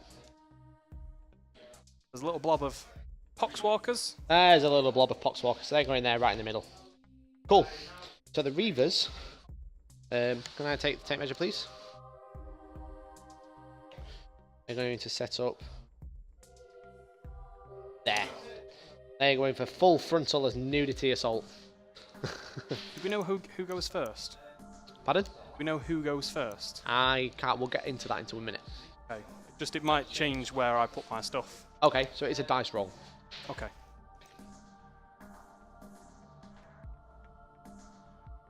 I know I'm not measuring this, but as long as it's behind this poxwalker. Yeah. So normally, in a normal game of 40k, whoever finishes setting up first usually goes first. The opponent would have a chance to seize the initiative, but in this mission it is all done on a dice roll. So normally I would be setting up first, and I'd be taking the first turn, but Elliot would have a chance to seize the initiative where he'd have to roll a 6 on the dice. Obviously. Roll a 6 on a dice. And he could steal the first turn. But in this case it is a dice roll. So, there's both... I think if it was 16 dice rolls to get a 5+, I probably need to do 32 dice rolls to do a 6+. Probably. More than likely.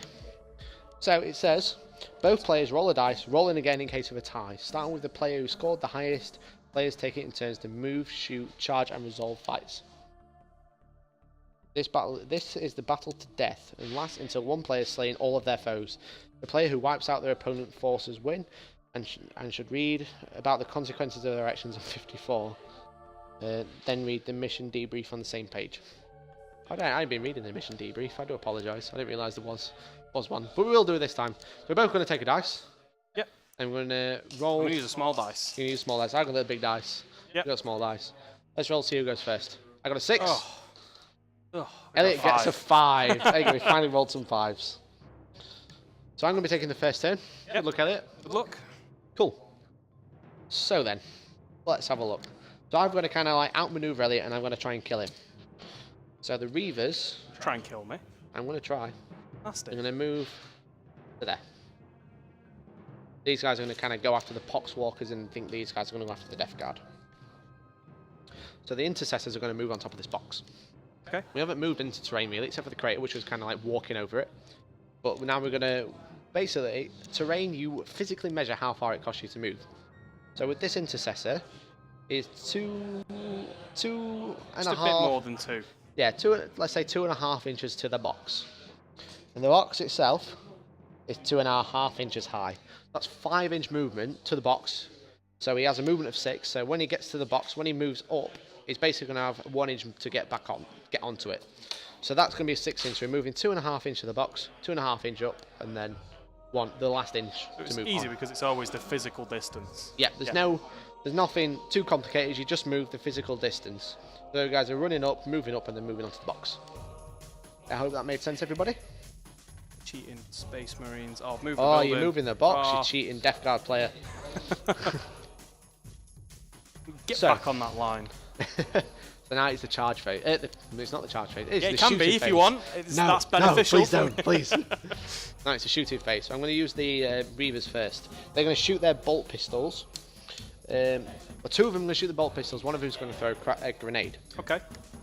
So this guy's going to throw a grenade, and he has a 6-inch range. So, Con, you just physically measure. So how many inches do you need to get on the box? Yeah, you just physically measure. About 5. Again. I don't get that reference. I think he's talking about genitalia. On the box. I don't know. An Americanism. On the box. Cool. So this guy's going to throw a grenade at the Poxwalkers, asking for a friend. So a grenade, as we saw earlier. Asking for a battle brother. So the Reaver has a frag grenade, which is 6-inch range. Please focus. Please focus. Let's put it really close and move back. There we go. Yay. Frag grenade, 6-inch range. Grenade D6, strength 3, damage 1.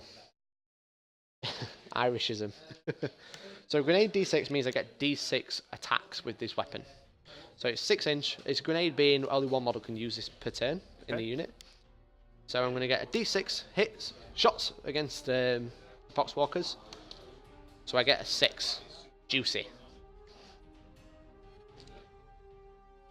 So with the grenade, I've got 6 hits because I rolled a 6. So this is against Poxwalkers. So now I need to roll to hit. So I'm using my ballistic skill because it's a shooting weapon. Yep. So it's 3 plus to hit.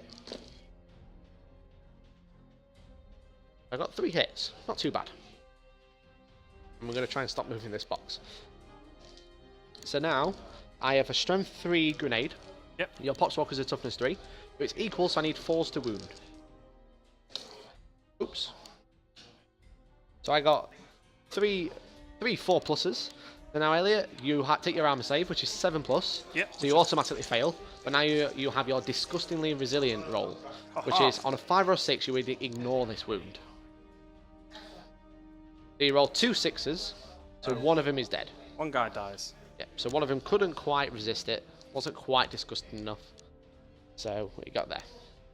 So the other guys are going to shoot their heavy bolt pistols at the Poxwalkers as well. So this is pistol 1. So I get 1 each for each Reaver. Ballistic skill 3 plus, so 3s to hit. 2 hits. So it's strength 4 against your toughness 3. So 3s to wound because it's greater. 2 wounds. Again, you take an armor save, which is -1 because it has an AP of -1. But A+. But A plus, so but you get your disgusting resilient again. Yep. And you rolled a 6, so you also ignore a wound from there, so you've taken 2. Okay. So now Come me, boy. That unit done. So these 3 are probably going to try and shoot these guys.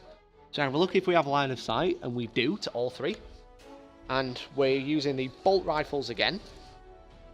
So they are within 12 inches, so they're within the 15-inch rapid fire range.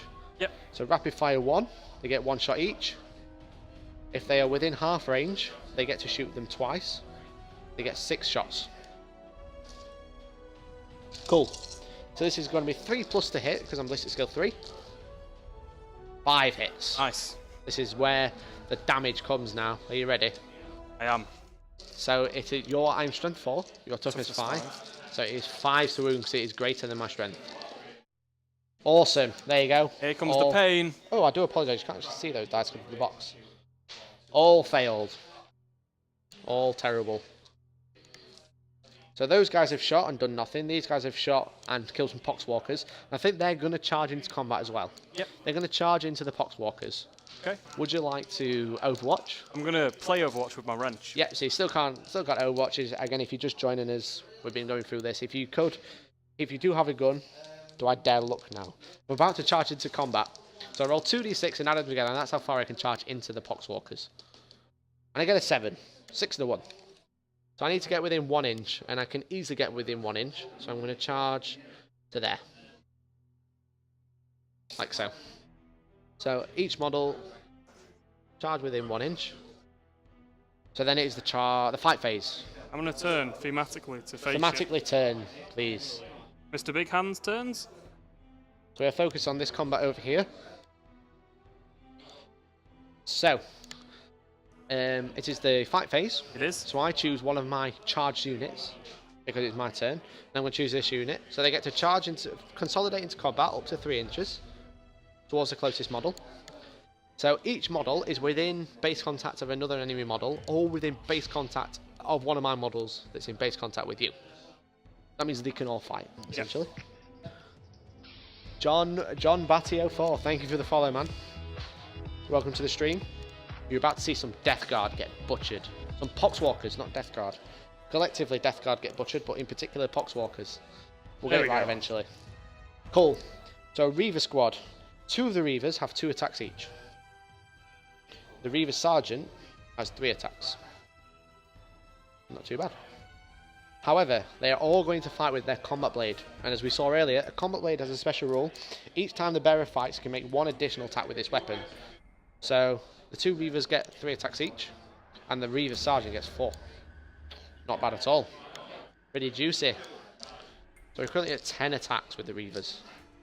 So Reaver has a weapon skill of 3+, and its face is like, oh my god, my Poxwalker. I mean, I've barely been surviving 1 guy in combat with me, so 3 of them's going to be nasty. Yeah. So let's get a top-down view. So now, our weapon skill is 3+, so I need 3s to hit. We got 8 hits. Elliot is loving these dice rolls. He's absolutely loving it.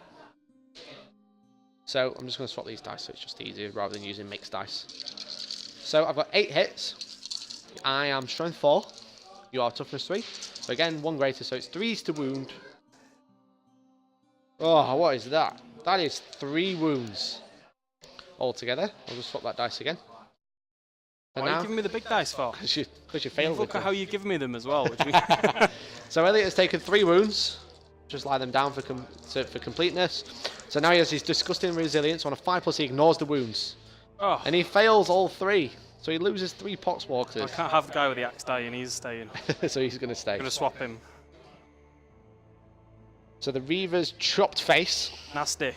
Yeah, very nasty.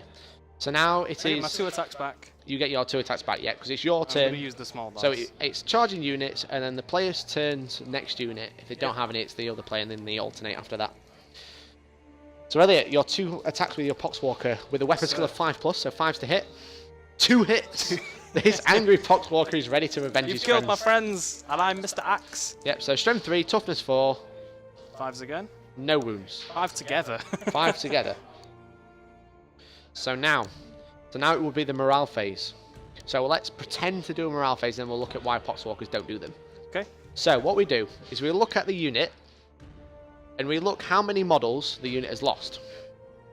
So now, because this unit has lost 5 models, he's going to be quite scared. So a morale phase is whenever you lose a model in a unit at the end of the turn, the last phase, we take a dice and we add the amount of models we've lost. So would you like to do that? Yes. So that's 5 altogether. Yeah. Plus 5. So you've rolled 10. Yes. So now we compare it to the leadership of the Poxwalkers. Grenler with the host, man. Thank you very much. Grenler has been an absolute legend tonight. Thank you very much, man. Cool. So my leadership value is 4. 4. Yes. So, with leadership, it's kind of how tough, how mentally tough, resilient the unit is. So a Poxwalker has a leadership of 4. So what we do is we take the dice roll we had, minus the dice roll, plus how many models we had in the unit, lost in the unit, so 10. I just enjoy the content, but well, thank you very much, Dan. Thank you for tuning in tonight. So we got 10, then we minus the leadership of what our thing is, so we reduce that by 4, so we got 6. So at this point, the Poxwalkers would lose 6 models from that unit. No. They would run away. But, however, Poxwalkers are zombies. They have the mindless special rule. So it says, mindless, Poxwalkers never have to take morale checks. So whilst it would have been quite devastating to lose all those models, zombies don't actually care because they're not scared, they're zombies. They don't have brains left. So whilst he has lost 5 models and he would have failed the leadership test, the Poxwalker is fine. So the Space Marines do have to take leadership tests, however, because they shall know no fear, because they are Space Marines, they are the Emperor's finest, they get to re-roll it if they want to, they can re-roll the dice. Heretic Astartes get that rule as well. No. And they're not the Emperor's finest. Do they? I believe so. Oh no, they don't. I'm completely lying. Plague Marines don't, so we know that much. Cool. So now, it's at the end of my turn. Yep. Elliot, it is your turn. It is my turn.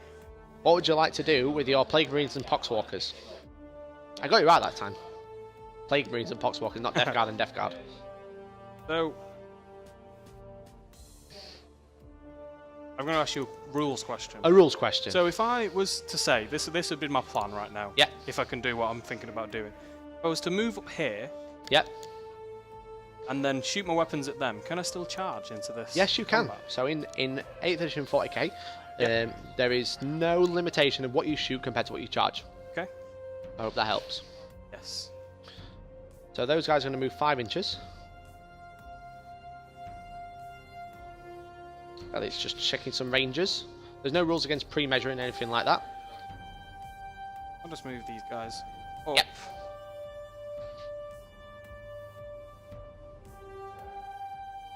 They'll still be able, can you just check line of sight for me? It's hard. You're elevated, so it's easy for you. Yep, you can still see that unit. Okay. And I'm sad, but I like turning my models so that You should. It's not sad. You should always tell your models to face the guys they're going to be shooting.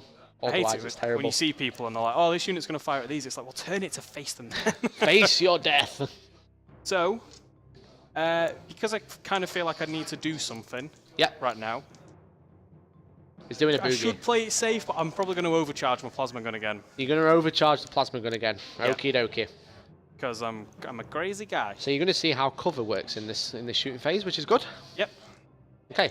So the plasma gun is shooting at. So technically, because every unit can shoot at any other unit, each model can shoot a different unit. You should declare all your weapons at what you're going to fire at. So you should go. The plasma gun is going against. Yep. So the plasma gun is going to shoot against this. The blight launcher is going to shoot against that, and the bolt gun is going to shoot at this. The whole unit's going to fire into the intercessors on the building. I know they are also the only viable target because you can't shoot into combat. Yep. Which is quite a big thing. So champion is going to fire. Is plasma gun. It's going to overcharge it. Yes. So it is ready threes for to a hit. 1. But if he rolls a 1, the champion is dead. He got 2 hits. 2 Nice. 3 plus. Okay. Cool. If you like to roll them over here, it's terrible. just easier for camera if that's alright. Then- So it's strength 8. Yep. My so toughness is 4, so it is doubled you more, out. but double as well. So it's 2 plus to wound. He got 2 wounds. So, my armor save, I'm going to use dice to do this. Makes it easier. Maths. My armor save is 3+. Overcharge What? hype. Exactly. I'm gonna throw a dab in. Your plasma gun is armor penetration 3+. Yep. So it reduces my armor to 6. Okay. However, I'm in cover. So we're counting this as area terrain. We're in cover. But I actually get, while I'm in cover, I get +1 to my save. So I get a 5-up save. Nice. Not bad at all. To simulate him kind of like diving behind a rocky wall, or Yep, he's on the box and he's kind of diving down onto it to try and stop the plasma gun melting through his armor. Shooting power armor, it's hard enough, but then if you stick a few bricks in front of it, it's even harder to get through. Hey that man, armor. this is an armored container. This is sorry. almost power armor itself. Sorry, man. Didn't realise you were a container spotter. So I'm going to roll 2 dice. I need a 5+, as I said, so 3+ armor save, -3 because of the plasma gun, but then +1 because of the cover. You can do it, Nikki. I know all the 2 and a 1. Okay. So each one of these is going to do 2 damage. So I'm going to kill this one, which does 2 wounds, and then this one that does 2 wounds. So the intercessors have lost 2. So now that is the end of your shooting phase. No, it's not. Oh no, it's not. I have all apologise. my other weapons to fire. That was 1 weapon of the 2 left. There was the plasma gun from the champion. Yep. What's next? So I'm going to fire the bolt gun Bolt from gun. the guy who's not my favourite sculpt, basically. That guy. Is it? He's the slimmest. This is nothing. This is not a weight issue. But he's the slimmest. But he's I like him. Plus, it's the one I've painted as well. My own set. This is your own set. It Cool. is now. So the bolt gun, which is a rapid fire 1, Yep. 24 inch. Yep, And so because it's 1 within shot. 12 inch, Yep. comes 2 shots. Cool. So 2 shots, 3s to hit. Yes. Oh, and that's a 2 and a 1. 2 and a 1. Awesome. So that 2 won't misses. be happening. What's next? Now, last gun on the big guy in the middle, the blight launcher. The blight the Assault launcher. 2 weapon. Yep. Strength 6. Holy crap. So his weapon. Yep. So it's 3s to hit. So 1 hit. 1 I hit. got a 6 and a 2. Yep. So strength 6. Yep. I just saw the Iron Warriors trait. Yeah, it's very, very good. I don't know what it is. It is, they get to shoot when they ignore cover, essentially. Okay, they don't so get kind of cover like save. fists. Yep, and they reroll against buildings, kind of like fists. Okay. It's exactly Guess the that same makes as Imperial sense, fists. Cool, so it's strength 6, I'm toughness 4. So 3s to wound. He rolled a 3 into the pile of dice. He did roll a 3, I saw it. So what is the AP of this gun? -2. -2, so I have a 3+ save. It's -2 because of your gun, but it's up to a 5 up. But then because I'm in cover, I had 1. It's a 4 up save now. So I need a 4+ to ignore this. I rolled a 5. Nice. It's word for word the Imperial Fists. Yeah, exactly. We're trying to give them some credit. Yeah. It's probably got a different title, so it's a slightly different rule. Yeah, exactly, man. Okay. So, yeah. So I saved that, so I don't take any damage. I actually made an armor save. About time. About time. Cool. So now it is the charge phase. Yes. What would you like to charge? I'm going to charge these Reavers here. With your Plague Marines. So I would normally get to Overwatch. Yeah. I would normally get to Overwatch. However, I am already in combat, which means I cannot Overwatch. Yep. So your Plague Marines get to charge. Wrapped up by the one guy with an axe. That one little guy who should have ran away. Yeah. So, let's see, 2d6. So you got a 7-inch charge. Yes. If you'd like to charge them into combat, I would love to so you have charge to get them within into 1 inch of an enemy model. I think you're in there. Yeah, probably.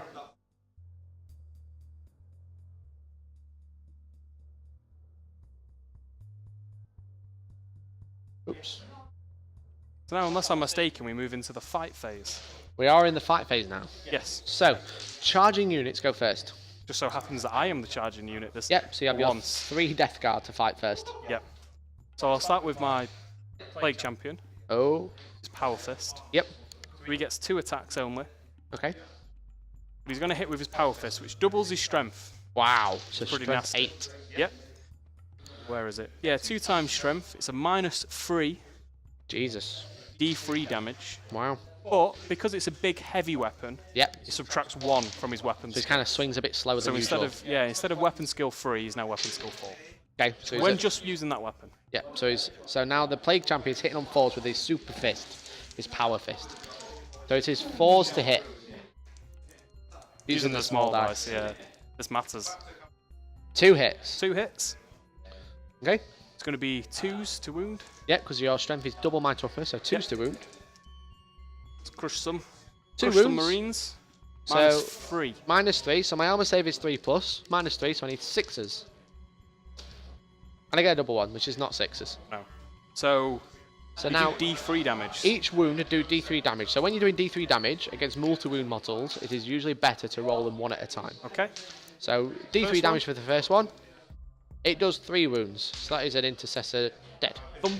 A reaver dead, sorry, not an intercessor, I apologise. I've come to save their little brother. Yep. Little Poxwalker's flailing around with his rubbish axe. And the second one does 3 wounds as well. So we're going to kill this one. So it's killed two reavers. I have the reaver sergeant left. Okay, Very devastating. So, and the other 2 guys. Yeah. Oh, is he now out of? Nope. You're in base Oh, he's in contact base with another contact with model the model. that's... Yep, so you're not out... It looks like they're out of combat, but because this model is in base contact, and these 2 are in base contact with the model that's in base... Like a Greek phalanx. He's going to reach over his brother and stab him with his Exactly that. plague knife. Exactly so these that. are the normal plague marines, so they just have 1 attack each. Yep. But they do have a slightly different weapon, so they have a plague knife. So it's a melee weapon, strength user, only 1 damage, but it can re-roll wounds of 1. Okay, so that is the plague... It's good if you fluff a plague knife. Plague knife, yeah, Yeah. cool. And it has a plague weapon rule. Yes. Okay, so your weapon skill 3+, no modifiers this time, so 3s to hit. Is this both of them attacking or one at a time? Yeah, they get 1 attack each, so Okay, I'm no worries. doing them at the same time. That's cool. So 2 hits. Yep. Strength 4. Yep. Toughness 4. So 4s to wound, but re-rolling 1s due to the plague knife. No wounds. No wounds. Oh well. Okay. Yeah. So that is all the charging units done. Now we look at the player's turn, which is yours. Yep. And then your first unit gets to strike, so it's your 1 Poxwalker gets to strike. Okay. So the Poxwalker gets 2 attacks. Yep. Oops. Come on, little Poxwalker. So your weapon skill is 5+. Come on, give me a 5. No 5s. It's a 3 and a 1. He's so rubbish. So now it is my turn to strike. So I have 3 attacks. And I'm using my combat blade so I get an extra attack. But I'm in combat with 2 units. I'm in base contact with this one and this one. The Poxwalker and the Death Guard. So now I get to split my attacks. So I can choose who I strike against. Yep. So I think I'm going to do 3 attacks against the Death Guard, Plague Marines, and 1 attack against the Death Guard Poxwalker. Makes sense. So you get to freely split your attacks among your melee weapons, but also freely split those weapons afterwards against units. Yeah. So I'm going to use 1 attack against the Poxwalker. Okay. And I'll do that first. So I'll leave these to one side. My weapon skill is 3+. So I need a 3 to hit. And a hit. Awesome. So now my strength is 4, your toughness is 3, so it's 1 greater, so it's 3s to wound. And I don't get a wound. Yay! Never mind. Cool, so that's completely negated, ignore that, does not wound. So now Chaos is going to get in a stronger foothold on Connor. So, now the 3 attacks against the Death Guard Plague Marines. Yeah. So again, weapon skill 3+, so 3s to hit. 2 hits. My strength is 4, your toughness is 5, so it's 1 greater than my strength, so it's 5s to wound. No wounds. Wow, the Reaver is A struggling. higher toughness is really sort of something, isn't it? Very much so. Yeah. Very much so. Okay, so it's a morale phase now. Morale phase, yeah. So Poxwalkers didn't lose a model. Death Guard, Plague Marines didn't lose a model. So I lost 2 models. So I have to roll a dice and add my leadership. Yep. No, sorry, add the models I lost and then compare it to my leadership. So I lost 2. So I got a 5 and I add 2 and my leadership is 8. So I am -1. So my Reaver Sergeant is completely fine. He's not phased by these Death Guard being right in his face. Nope. He's ready to just kill them. He really wants to kill them. Okay. So. Now it's my turn, Yes. I guess. Yeah. Take measure, please. There we are, sir. Thank you. So the Intercessor. Oh, I don't know what he's going to do, to be honest. I think he's probably going to try and charge into combat this time. So he's up there. He can't shoot anything because both units are in combat. He's got no viable target. So what he's going to do is going to skip the shooting phase and go straight into combat. this intercessor is going to charge against this unit. Okay. You would normally get to Overwatch, but because you're already in combat, you don't get to this time. And I got a 10. Sure, that's it. It's probably in. So we're going to go 1 inch to the edge of the building, 2.5 inches down, so we're at 3.5. So we've got 5.5 inches, and we're in combat. Cool. So, as you can see, so the intercessor kind of ran over the building and charged into combat. So 6-inch move, then he didn't do any shooting, then charge, roll 2 dice, add it together, and that's how far he gets to move into combat. So, now it is my turn to choose my charging unit and strike with it. Okay. So this is my intercessor sergeant, and he has 3 attack space. He doesn't have a combat knife, but he has his fists. Every model essentially has a melee weapon, which is his fist. It's not denoted on the cards, but it's strength user, 1 damage, no AP. So, I have 3 attacks, weapon skill of 3+, and I'm going to attack the Death Guard Plague Marines. Gotta stop calling them Death Guard, they're just Plague Marines. Everyone knows the Death Guard. So, it is 3+ to hit, because his weapon skill is 3+. So that is 2 hits. And then if I'm strength 4, your toughness 5. So it's 5s to wound. I realised I forgot to shoot the pistol in combat, but never mind. We'll do that next time. 5+ to wound. 1 wound against the Death Guard unit. There is no AP against the Plague Marines. So 3+ armor save? 3+ armor save, sir. Which is passed. Yes. Cool. So now it is the Reaver Sergeant's turn, because it is my next unit that hasn't charged, but my first unit of what I've yet to attack. 3 attacks base, +1 because of the combat blade. I get 4 attacks, and I'm going to put all these into the Plague Marines, because I really want to kill them. Yep. They are a bit annoying. But it's 3+ to hit, because I'm weapon skill 3+. And then my strength 4 against your toughness 5. So 5s to wound. 1 wound, and we'll probably call that a 4, because it doesn't look very cocked. So 1 wound, 1 armor save of 3+, because there's no modifiers. Use a bigger dice. Oh, 3. So it's off the board, so please show. There you go. It's a pass. So now it is Elliot's turn to choose a unit that is yet to strike this phase. Okay. Guess what I'm going to use? The Plague Marines. Yes. Funnily enough. So my champion is going to punch your sergeant. Okay. Power fist. And them 2 guys are going to use their plague knives on this intercessor. Okay. So my champion will attack first. Normally weapon skill 3, but he's going to use the power fist again, so he's subtracting 1. Yep. So 4s. 1 hit. 1 hit. And then 2+. 2+ to wound. It's a power fist. It's double my strength. And he rolled a 1, so that's a fail. Never mind. And then the 2 plague knives. Yep. Against who? Sorry. Into the Intercessor. guy. Okay. Yeah. So it's his weapon skill 3+, so 3s to hit. 1 hit. Strength 4, toughness 4, so 4s to wound. Got a 6. If you would have rolled a 1, you would have been able to re-roll it because of the plague special rule. Plague weapon special rule, is it? Plague weapon, yeah. Okay. So no modifiers to this, so it's a 3+ armor save on my part. And I rolled a 1. Typical. So the intercessor has taken a wound. They have 2 wounds each. Okay. So And I don't have any other units to strike, Yeah. so it's your next unit. Okay. You got the which is gonna be Poxwalker. Poxwalker. Push this all up so it makes No more problem. sense. The Poxwalker's going to attack the intercessor. Yeah. I know. Okay. Swing over. No, it's probably better to go underneath the legs of the Plague Marine with his axe. It's kind of the intercessor's going to not notice him coming up from Yeah, behind, hopefully. underneath Get an him. axe in his head. So 5s? No. No hits. No hits. Cool. So that is the end of my turn. Yep. I haven't lost any models, and neither of you this turn. Nope. So now it is your turn. Okay, so we go through movement. No one can move. No one can move. Or they could fall back, but I don't think you're going to bother. Nope. Shooting phase. Do you have any pistols? No, I don't believe so. Nope. Nope. So straight into combat. Choose your first unit, sir. Yep. Plague champion. Yep. So Plague hit Champion against the Reaver. Yep. And then the 2 guys against the Intercessors. Don't lose those dice because they're not mine. These ones. Yes. So 4 up. Yep. So the Power Fist, because it's -1, so it's 3+ -1, so 4s to hit. 1 hit. This is feeling very similar.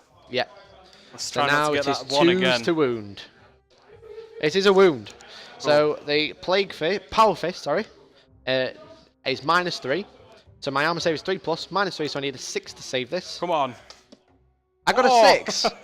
So my power armor just deflected it. Dum. Okay, so now the 2 Plague Marines, 2 other ones, with 1 attack each against the Intercessor. Yep.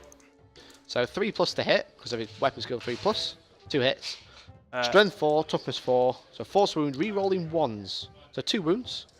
2 wounds, no AP. I'm going to try the small dice. This is where I fail. So 3+ armor save, because there's no modifiers. And I failed 1, so the Intercessor is dead. Chaos! Okay. So now morale check. Neither of us have lost any models. No. Oh yeah, you got the You other need unit. to use my Poxwalker. You do need to use your Poxwalker, I apologise. So the 1 Poxwalker gets to fight in combat. 2 attacks, hitting on 5s. 1 hit. 1 hit, come on! Strength 3, toughness 4, so 5s to wound. A wound. Oh. 1 armor save on the Reaver. It's a 3. Oh, It's fine. It's okay, little Poxwalker. This is why you should leave Axe Guy in all the time. He's a legend. The Axe guy is doing well. So, Yes. my turn. Your turn, sir. The Reaver is not going to move. But the shooting phase is going to remember to shoot his pistol. Well, hey, So he can shoot at Don't the shoot closest unit. don't shoot my Poxwalker. I'm not going to shoot your Poxwalker, I'm going to shoot the Death Guard. The Plague Marine. Leave Axeman. So, because I can shoot the closest unit, but I'm in base contact with both, so I get to choose which one I shoot at. So I'm going to shoot at the Plague Marines. So, because I'm in combat, it has to be the closest one, that's why, with pistols. So it's 3s to hit, and I missed. Wow. Typical Reaver. So now he's going to strike in combat, and he's going to put all 4 attacks into the Plague Marines. So I really want to kill them. So I have 4 attacks, 3 base, and then +1 because I'm using the combat knife.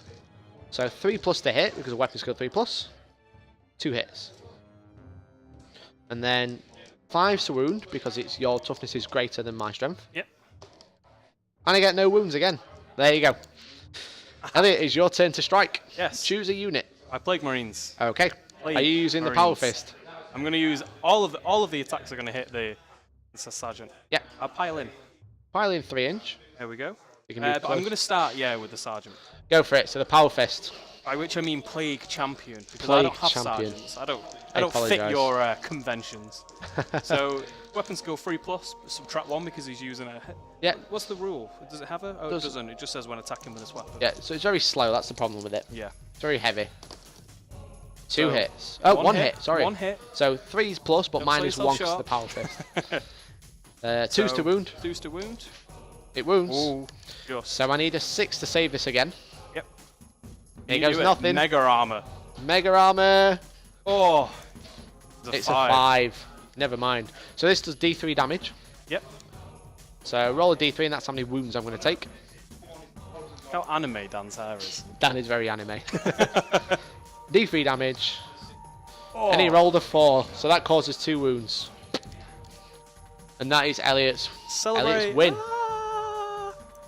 Dance, dance, dance. So there you have it, guys. That was first strike. It was actually a 2-2 win. Yep. That was it. We've had 4 missions, and we both won 2 each. Let's have a look. We have two things to read. So Death Guard Victory. Victory is yours. Polluted clouds of flies and filth swath the battlefield, shrouded in the armoured carcasses of the fallen Space Marines.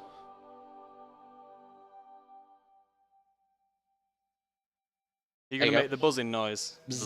You do the buzzing noise, I'll do the reading. The sky shakes with a terrible thunderous rumble, the booming laughter of Nurgle, the plague god, and a pestilent rain sweeps across the land. The city gates crash inwards, rusted through in a matter of moments, and the joyful harvest begins. Yet Nurgle demands more from you, more souls offered up to the altar of war. Fresh waves of Imperial reinforcements are on their way, but you have won this battle, but the war is just beginning. So there you go. You've now played your first battle of Warhammer 40k. Just been hosted by Flickstar. Flickster the Just for the legend. meantime to see my glorious Chaos victory. Thank you for the host, man. If anyone doesn't know Flickster, exclamation point Flickster, go and give him a follow. Thought I was hosted already, but my bad. No problem, man. Yeah. See, Grendler, that's what you get for putting your faith in the Space Marines. To pick Heretic as starters. Whilst playing through every these time. missions, you have actually been telling the story of epic struggle between Space Marines and Death Guard hated foes. You are now ready to use these forces to play even more games, create strategy, battles, and narratives of your own. And then it tries to sell you more rules. Sell you more models. Probably a good time to give a bit of a shout out because Yep. these aren't my models that we've been using. And these aren't my models I've been using either. So if anyone can see him, let's put a background to him. Yeah. But he's a there you very, go. very nice model. These are painted by Salis, who works at the Outpost. Yep. That's not really working. No. And these were painted by Gav, who also works at the Outpost. These are Dusk Raiders. Dusk Raiders, yeah, which is, if anybody is not unfamiliar with that, they were the Death Guard. Stole them. Before they were the Death Guard. So even before they fell to Chaos. Yep. So these were fighting their long-lost brothers. Yeah. Wow. And got smashed by them. They got smashed by their lost brothers. They're big fat brothers. So that is all 4 missions in First Strike. And I've got to say, that was actually really fun. Yeah, it was really good. So it does give you, we didn't go through it all, but it does give you, let's start at mission 1. In this box set, it does give you exactly how to do everything. It kind of tells you each step of the game one at a time. Yeah. The other things we missed were psychers, because we don't have any. And I don't think we really covered... morale trades doesn't really come into it too much. We kind of explained that, went over that once. We had a little one at the end, didn't we? Yeah. But we also we haven't gone over objectives. So objectives are usually tokens or something on the board. I haven't got a token to use. Aha, I have a token. Usually tokens on the board, and you have to get within 3 inches of the centre of the objective. So that's probably the only thing we've missed. Usually these are for, like say, the relic. You have an objective in the middle of the board, and you have to try and pick this up and run away with it to get it away from you, the enemy, and stuff like that. Or there is Maelstrom of War, which is where you draw cards at the start of the turn, and then those cards have like little mini missions to do, like secure objective 3, so get to objective 3 and hold that away from the enemy, or kill an enemy character and stuff like that. And all this time I thought you played this by shooting rubber bands at them. There you go, Grendler. It would be more fun if that's what we were doing. I think I would have won. I think I would have won that last game with rubber bands. I don't know, my models are very heavy. You got lots of light ones, which are going to just tuck out in one rubber band. Hopefully they'll scatter into you, knock you off. So yeah, I think that's everything. So if anyone has any questions about this game, if any mechanics that we've gone through, then please speak up now. But I think we've rocked up to 9:45, so I think we're probably going to end up calling this a night after this. So so this was the First Strike. Oh, it's up there. This is First Strike that we just played. So this is a Warhammer 40k starter, and basically everything we've used tonight, minus the big dice and the 3D crater, you do get in the box set. It's a good value, isn't it? It is very good value. I can't remember what the RIP is. It is £25 retail in UK. Okay. So if you were going to buy it from the Outpost, you do get 20% off, so that will be 20. Will you do proper games in the future? Yes. So every Tuesday night we usually do a live game. In the past, God, how many weeks? But we've had a good few games, haven't we? So from June 16th, I think we've been. Yeah. So pretty much every Tuesday we've done a 2,000 point game. Yeah. So 2,000 points is kind of like your standard game size. Yeah. And we've been doing that every Tuesday night. Yeah. But yeah, from the 16th when the 8th edition was released, we did a 24-hour live stream. We had 8 proper games of 40k. Yeah. 2,000 points. Xtar. Oh, I can't pronounce these usernames. I'm terrible. I'm so sorry. I'm going to call it Zatam11. Zatam11. Thank you for the follow. Welcome to the stream. So yeah, so we usually do games on Tuesday night. What do you mean standard size? So 2,000 points. By standard size, I mean this is probably the most common size game you'd see. For example, tournament play. Probably most casual games are probably going to be 2,000 points. I don't tend to play anything sort of. It used to be. I know we said we weren't going to say this, but 1850 was the standard for 7th edition. Yeah. Everything kind of proportionally went up a little bit in size, so we're at a nice round 2,000 now. Yeah. Which is easier to work. A lot of models kind of went up 1 or 2 points, and collectively that kind of ended up being about a 2,000 point army anyway. Yeah. So, in a casual game, an average game probably is 2,000. A casual game, you can play anything you want. A lot of games are between 1,500 points and 2,000. Yeah. Or a lot of people are using the power level. So on the oh, it's up there. I apologise. and a lot of the data sheets you have a power level, which is kind of like an easier way to add up points.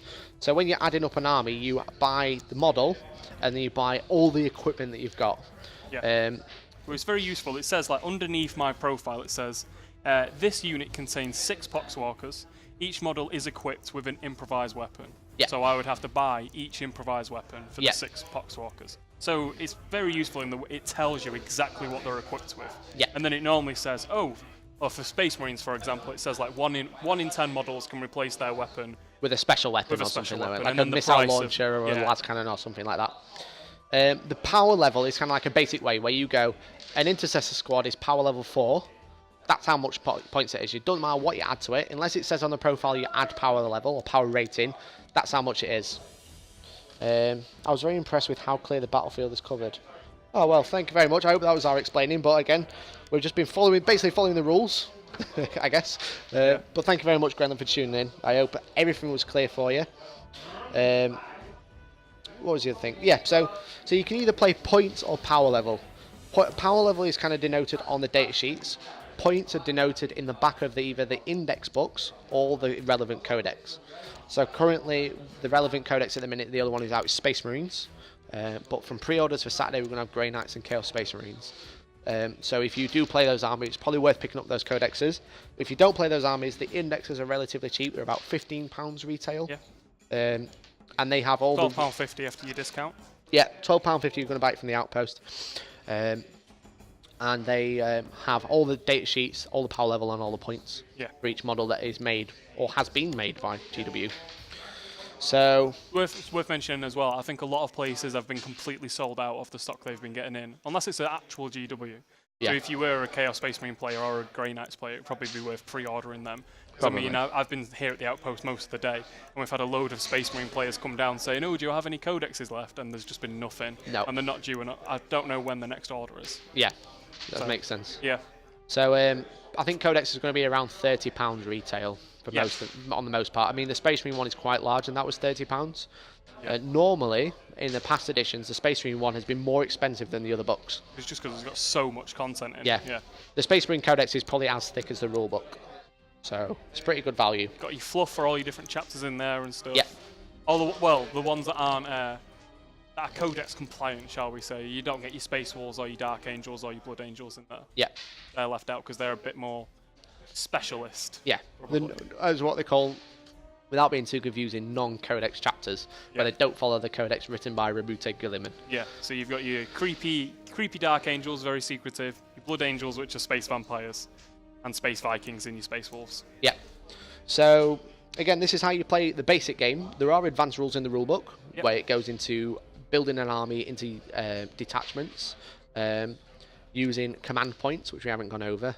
But all of that we could do in a bigger, slightly larger game, maybe 500 points, because that's kind of like a small level game, where we can go into it more rather than using this First Strike box set. So we'll be looking at that, doing that soon. We'll also have like a sit down before the game as well and talk about how we built our lists and what detachments we've used. And exactly. Really, and I've just realised that we're talking with no face cam, and I do apologise, it's just because of how the setup is. Yeah. We're just being ominous voices with hands. We'll throw the hands in. Jazz hands, you can see my painting. Overlord Rick says, proud. I wish Black Templars was still their own book. They're just as unique as the other major chapters. Yeah, it's a bit of a shame that they lost their book. I think they lost it in 5th edition now, so it's quite a while ago. But at least they're still supported. A lot of armies do not get supported after a while, so this building would be helpful. I have no clue at all on that. Okay. Yeah, it really sounds like something we can do in the future, definitely. Yeah, so probably, maybe not next week, maybe the week after, we'll do like a small level game. Yeah, sounds good. And we'll look at doing that. +1 fleet, that'd be interesting. So Confurioso, so yeah, it's definitely on the list then. Yeah. So we will sort that out, and I'll make sure if you're in paint bottle throwers, it'll be on the events, or if not, follow me and you'll probably get notifications when I make events, and we'll do like a Facebook. And have you got a Twitter going on? Yeah, we're on Facebook, we're on Twitter, we're on Instagram, we're on all the stuff. Everything, all of your social media. Yep. Scroll down and have a look at the buttons down below. And hopefully you've enjoyed today's stream. Yeah. So let's have a look at who we're going to drop you guys off. We're probably going to look at doing a host. We've ran this up to 10 o'clock. And you were worried about not being able to make it last. It's been really good, to be fair. I thought when we were doing the sort of starter set, that it was going to be kind of like, oh, charge at each other and see how these mechanics work. But some of the missions were really interesting. Yeah, especially that evade capture one was very similar to that kill team mission that I remember playing with the Tempestus, and you did the exact same thing. You Ran like away. parked on the edge and was like, yeah, I'm going to disembark off the board. And I've won. So yeah, I just want to say thank you very much to everyone for tuning in tonight. It's been fantastic talking to you.